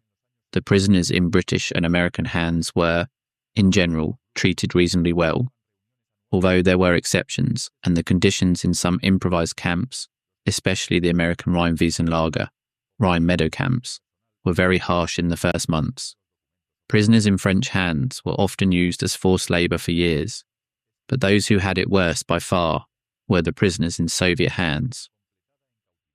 Of the approximately 3 million German soldiers captured by the Soviet Union, it is estimated that between 1 million and 1.3 million died in captivity, victims of hunger, disease, forced labour, and the extreme conditions of the Soviet prison camps, many of them located in Siberia. The last German prisoners of war were not repatriated from the Soviet Union until 1955 to 1956, more than 10 years after the end of the war. They returned to a country they no longer recognised, to families who had given them up for dead, to a society that was trying to rebuild itself, and that, in many cases, did not want to hear what they had to tell. And what happened to the leaders of the regime? What became of the men who had orchestrated all of this? Some died. Hitler, as we have seen, committed suicide. Goebbels and his wife poisoned their 6 children with cyanide capsules in Hitler's bunker, and then committed suicide themselves, an act of such monstrous cruelty that it defies human comprehension. 6 children, the eldest 11, the youngest 4, murdered by their own parents, because they could not conceive of a world without National Socialism. Himmler was captured by the British while trying to flee in disguise and committed suicide by biting a cyanide capsule hidden in a molar. Goering was captured, tried in Nuremberg, sentenced to death, and committed suicide with cyanide the night before his scheduled execution, cheating his captors to the end. Others were tried. The Nuremberg trials, held between November 1945 and October 1946, subjected the main surviving Nazi hierarchs to an international military tribunal. 12 were sentenced to death, 7 to prison terms, and 3 were acquitted. The executions were carried out on October 16th, 1946, in the gymnasium of the Nuremberg prison. The executioner, U.S. Sergeant John C. Woods, executed 10 of the condemned in a span of less than 2 hours. But many escaped. Thousands of Nazis, including high-ranking war criminals, fled Europe through the so-called Rattenlinien, escape routes that passed through Austria, Italy, and Spain to destinations such as Argentina, Brazil, Paraguay, Chile, Syria, and Egypt. Adolf Eichmann, one of the main architects of the Holocaust, lived under a false identity in Argentina until he was captured by Israeli Mossad agents in 1960, taken to Jerusalem, tried, and executed. Josef Mengele, the angel of death of Auschwitz, who performed atrocious medical experiments on prisoners, fled to Argentina, then to Paraguay, and finally to Brazil, where he died by drowning in 1979 without ever having been captured. Klaus Barbie, the Butcher of Lyon, was protected by American intelligence services after the war, sent to Bolivia where he lived peacefully for decades, and was not extradited to France to be tried until 1983. And many more were never identified. They were never tried. They lived normal, quiet, bourgeois lives, in Germany or abroad, taking their secrets to the grave. How was this possible? How could a regime that had caused the death of more than 60 million people in the most destructive conflict in human history disintegrate, and at the same time allow so many of its perpetrators to escape justice? The answer lies in the very nature of the collapse. Because the collapse of the Third Reich was not a clean explosion, a neat cut between the before and the after. It was a dirty, chaotic, contradictory process, a process in which destruction coexisted with adaptation, punishment with impunity, justice with convenience. And to understand that, one must look at what happened after the surrender, because the true measure of a collapse is not just how a regime falls, but what is left when the rubble is cleared. What was left of Germany in May 1945 was a lunar landscape. The major cities were destroyed by a percentage that ranged between 50% and 90% of their urban surface. Berlin, Hamburg, Cologne, Dresden, Essen, Dortmund, Nuremberg, Munich. Mountains of rubble where there had once been buildings, churches, factories, homes. It is estimated that there were 400 million cubic meters of rubble just in the Western occupation zone. The famous rubble women, Trümmerfrauen, became a symbol of the post-war era. Women who, with their bare hands or with rudimentary tools, cleared the remains of the destroyed cities, brick by brick, because the men were dead, wounded, prisoners, or missing. The infrastructure was destroyed. The bridges had been blown up, the railway tracks torn up, the roads filled with craters. The financial system had collapsed. The Reichsmark was worthless. The economy functioned on barter. American cigarettes became the most reliable currency. A carton of Lucky Strike cigarettes could be worth more than a month's salary. And over this field of ruins, the occupation forces deployed. Americans in the southwest, British in the northwest, French in the west, and Soviets in the east. Berlin, located within the Soviet zone, was divided into 4 sectors of occupation, a division that anticipated the partition of Germany itself, and that would become, for the following decades, the most visible symbol of the Cold War. Denazification was an ambitious process in theory, but deeply imperfect in practice. The Allies tried to purge Nazis from all German institutions: government, army, police, justice, education, media, companies. Millions of Germans had to fill out questionnaires, Fragebogen, declaring their degree of participation in the Nazi regime. Categories were established: major culprits, culprits, lesser culprits, followers, and exonerated. Denazification courts processed millions of cases. But in practice, denazification was superficial.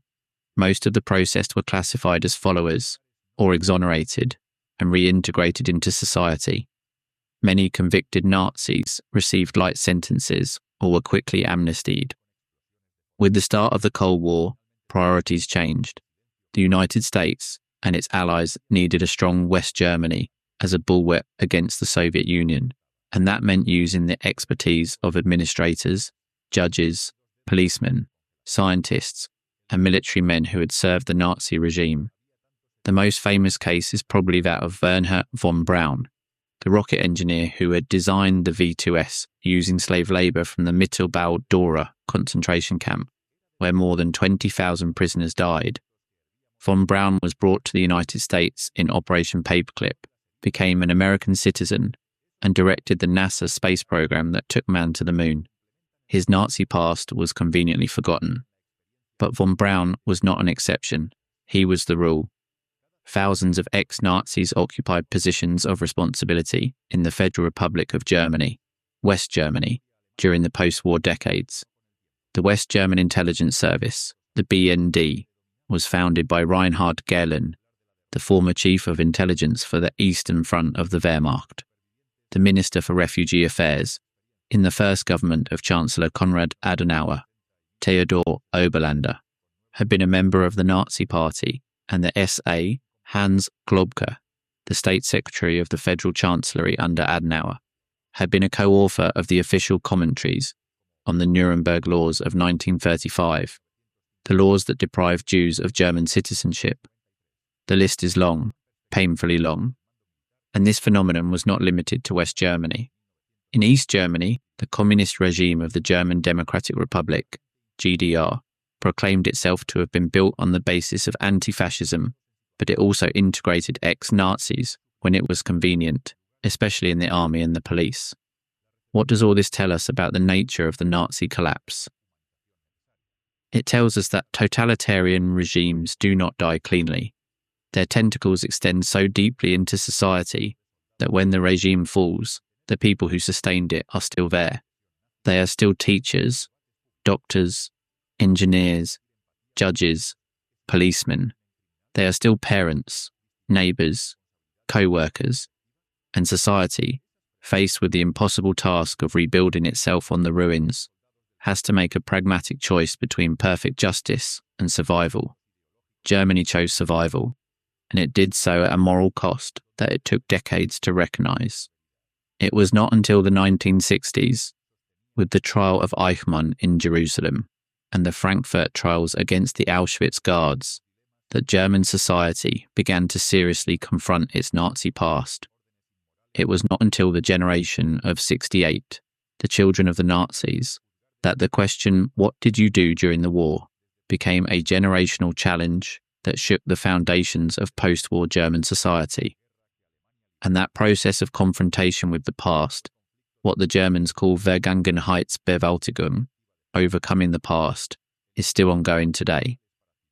It is a painful, imperfect, sometimes insufficient process, but it is also one of the most serious and sustained efforts that any nation has made to confront the crimes of its own history. But what lessons can we draw from all this? What does the collapse of the German army and the Third Reich teach us about the nature of power, of obedience, of war, and of the human condition? There are many possible answers, but perhaps the most disturbing one is this. The Third Reich was not built by monsters. It was built by people. People who loved their children, who walked their dogs, who went to the movies on Sundays, who bought Christmas presents. People who, in their vast majority, were not psychopaths or sadists, but ordinary individuals who, under the pressures of conformity, fear, propaganda, and ambition, participated in a criminal system or looked the other way, while that system committed its crimes.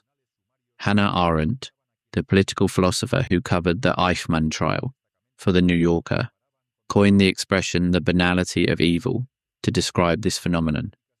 Eichmann was not a demon, He was a grey bureaucrat who organised train schedules. The trains transported people to the gas chambers, but for Eichmann, that was just a logistical problem. The distance between the act and its moral meaning, between the paperwork and the murder, was what made the Holocaust possible on an industrial scale. And that lesson is perhaps the most important one that the Nazi collapse can offer us, because it forces us to ask ourselves, are we really different? Are we sure that in similar circumstances, we would have acted differently? Or is the capacity to participate in evil, or to tolerate it, something that nests in human nature and that only needs the right conditions to manifest itself? There are no easy answers to these questions, but there is an obligation to remember what happened, to remember how it happened, to remember why it happened, not to gloat in the horror, but to understand it. And with that understanding, to try to ensure it does not happen again. But let's return to the concrete history, because there are aspects of the Nazi collapse that we have not yet explored, aspects that reveal additional layers of tragedy, irony, and horror. What happened, for example, with the German internal resistance, not just with the conspirators of July 20th, but with all those people who, in one way or another, opposed the regime from within? Because there was resistance. It was a minority, it was fragmented, it was often ineffective, but it existed, and its story deserves to be told. The German resistance against Nazism was not a unified movement with a central leadership, like the French resistance or the Polish secret state. It was a diverse collection of individuals and groups that acted independently, often without knowing each other, and often with very different motivations. The first to resist were the communists and social democrats, who had also been the first to be persecuted. When Hitler came to power in 1933, tens of thousands of left-wing militants were arrested and sent to the concentration camps that the SS immediately established: Dachau, Sachsenhausen, Buchenwald. Those who were not arrested tried to maintain clandestine structures, print pamphlets, organise resistance cells. The Gestapo pursued them with ruthless efficiency. The networks were infiltrated, the members arrested, tortured, and often executed. By the mid-30s, the organised left-wing resistance had been practically destroyed within Germany, although it continued in exile. Then there were the churches. The relationship of Nazism with the churches was complex. The Catholic Church signed a concordat with the regime in 1933, seeking to protect its institutions in exchange for staying out of politics. Some Catholic priests and bishops opposed the regime with courage. Bishop Clemens August von Galen openly preached against the Nazi euthanasia program, Action T4, which murdered more than 70,000 people with disabilities, and managed to get Hitler to officially suspend the program, although the killings continued in a more discreet manner. But the Catholic hierarchy, as an institution, did not publicly condemn the Holocaust while it was happening, a silence that has generated intense historical and moral debate.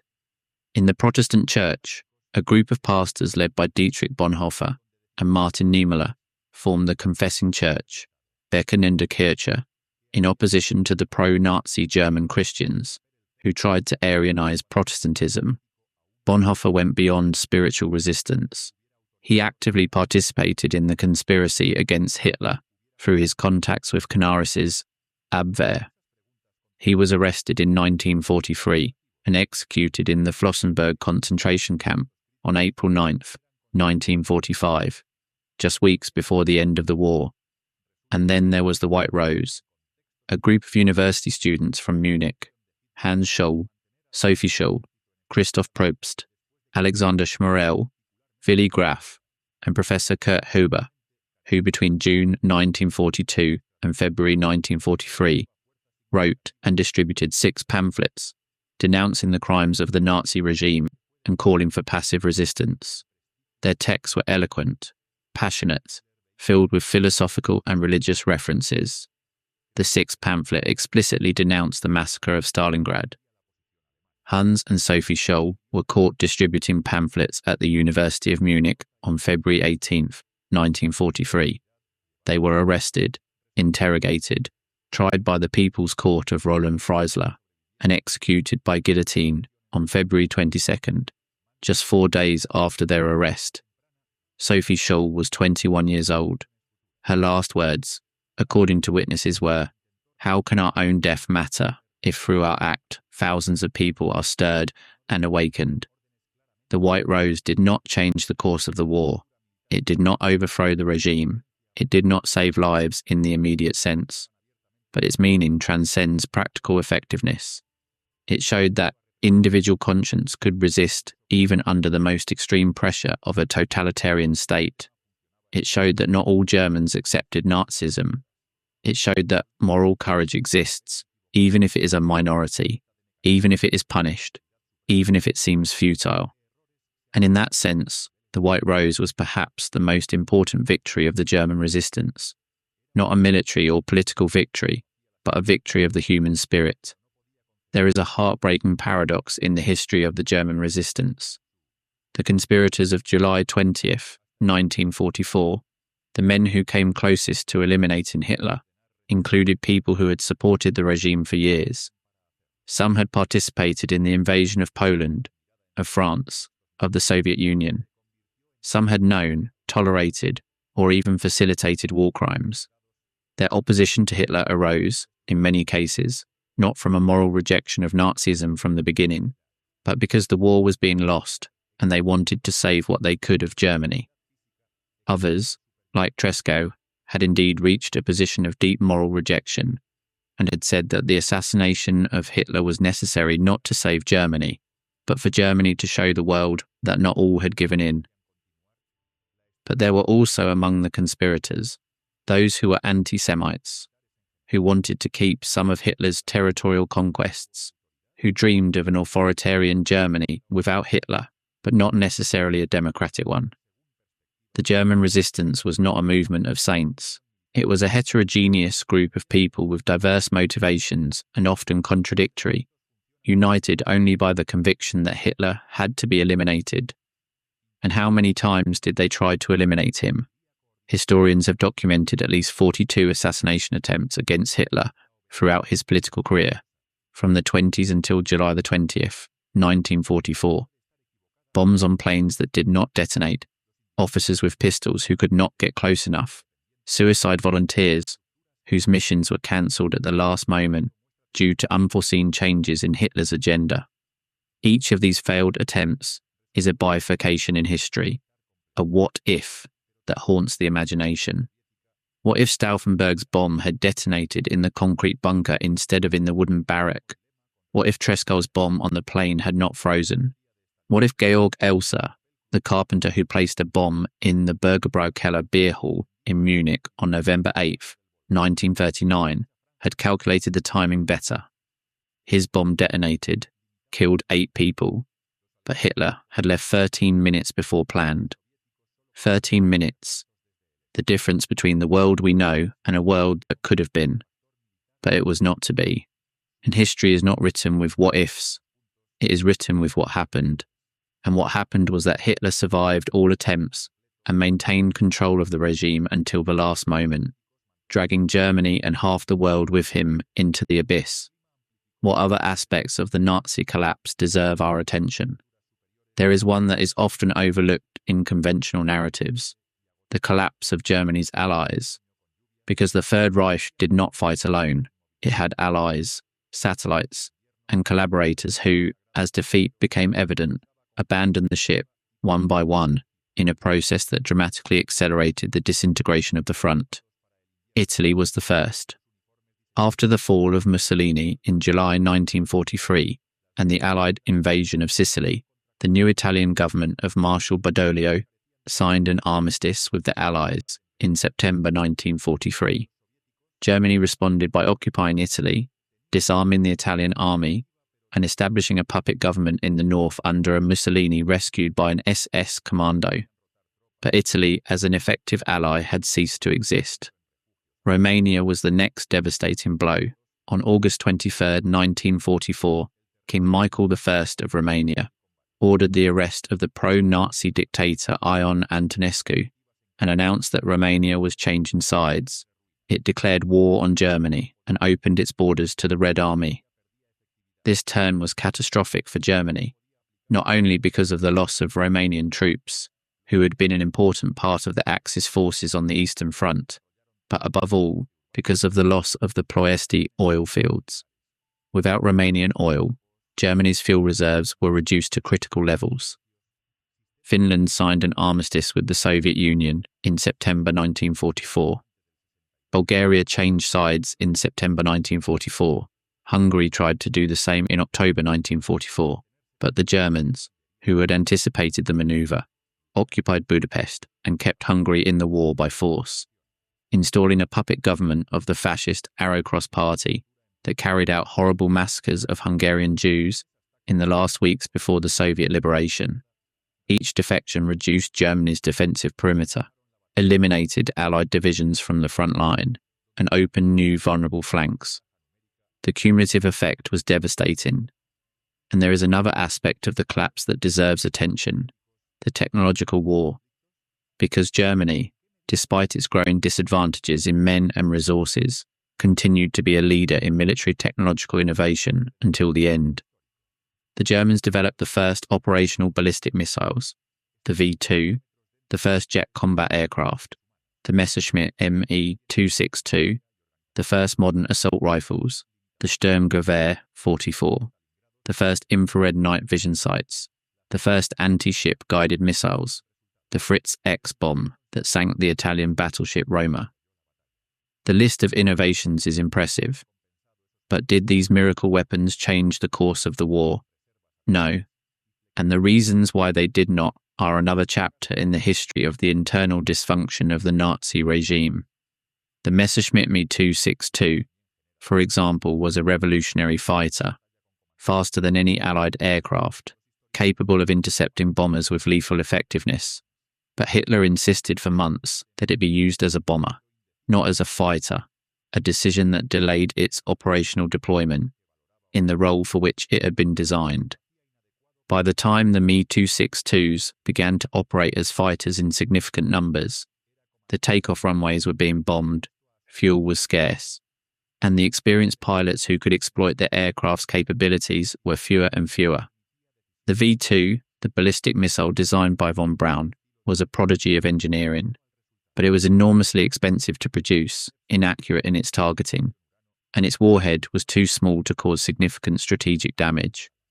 It is estimated that more people died manufacturing the V2S in the underground factories of Mittelbau-Dora, concentration camp prisoners who worked to death, than in the impacts of the V2S themselves against Allied targets. The Sturmgewehr 44, considered by many to be the grandfather of all modern assault rifles, arrived too late and in insufficient quantities to make a difference on the front. In each case, the same pattern: brilliant technology, flawed implementation, political interference, insufficient production, late arrival. The miracle weapons were not miraculous. They were one more reflection of the Nazi regime's inability to rationally prioritize its dwindling resources. And while German engineers were developing rockets and jet planes, the Allies were developing something much more decisive: the atomic bomb. If the war in Europe had been prolonged a few more months, Hiroshima could have been Berlin. Some historians have argued that it was precisely the surrender of Germany in May 1945 that prevented atomic bombs from being used in Europe. There is one last aspect of the Nazi collapse that we must address, an aspect that is perhaps the most difficult to discuss, but which is essential to understanding the totality of the phenomenon. What did ordinary Germans know about the Holocaust? This question has generated decades of historiographical debate. For a long time, the dominant narrative in the post-war period was that the Germans did not know, that the extermination had been carried out in secret, in remote camps in occupied Poland, and that the German population was largely ignorant of what was happening. This narrative is unsustainable. Not all Germans knew the specific details of the gas chambers and crematoria, but the idea that the persecution and mass murder of Jews were a secret is false. The anti-Semitic laws of Nuremberg of 1935, which deprived Jews of their citizenship and forbade them from marrying Aryans were public. The Kristallnacht of November 1938, when synagogues were set on fire and Jewish businesses were destroyed throughout Germany in plain sight, was public. The deportations of Jews from German cities, which were carried out in broad daylight, before the eyes of neighbours, were public. Soldiers returning from the Eastern Front told what they had seen. Mass shootings, entire villages liquidated. Letters from soldiers intercepted by censorship mentioned these atrocities. Even the BBC broadcasts, which many Germans listened to clandestinely despite the prohibition, reported on the extermination. Most Germans knew that something terrible was happening to the Jews. Perhaps they did not know the exact scale. Perhaps they did not know the exact methods. But they knew enough for their silence to constitute, if not active complicity, at least an acquiescence that facilitated the crimes. There were exceptions. There were Germans who hid Jews, who helped them escape, who risked their lives and those of their families to save strangers. Oskar Schindler, whose story was immortalized by Steven Spielberg, saved more than 1,000 Jews by employing them in his factories. The diplomat Georg Ferdinand Duckwitz leaked information about the planned deportation of the Danish Jews, which allowed most of them to be evacuated to Sweden. There were many more, men and women whose names will never be known, who did the right thing in the most difficult imaginable circumstances. But they were a minority. The vast majority of Germans, like the vast majority of human beings in similar circumstances, chose not to see, not to ask, not to act. They chose their own survival over moral conscience, and that choice, multiplied by millions, made the Holocaust possible. It is an uncomfortable truth. It is a truth that does not exempt us from the obligation to understand, to empathize even with those who chose silence, because most of us, in similar circumstances, would probably have done the same. But it is a truth that we must confront, because the collapse of the German army and the Third Reich was not just a military event. It was not just a series of battles won and lost, of divisions destroyed and cities bombed.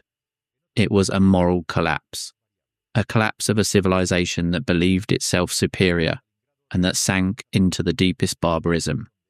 A collapse that began not in Stalingrad or Normandy, but much earlier. At the moment, a society accepted that some human beings were less human than others, and that their elimination was acceptable, even desirable. And that is the true collapse. Not that of armies, which in the end is a matter of strength and numbers, but that of values, of humanity, of conscience. A collapse from which no nation can feel immune, because the forces that provoked it, fear, hatred, conformity, propaganda, authoritarianism, are not exclusive to one people or one era. But there is more to tell, something that many do not know, and that reveals a final dimension of the Nazi collapse that is rarely mentioned in documentaries or textbooks. What happened in the last days of the war to the Germans themselves who had been victims of the regime? What happened to the political prisoners, the opponents, the undesirables who had survived the concentration camps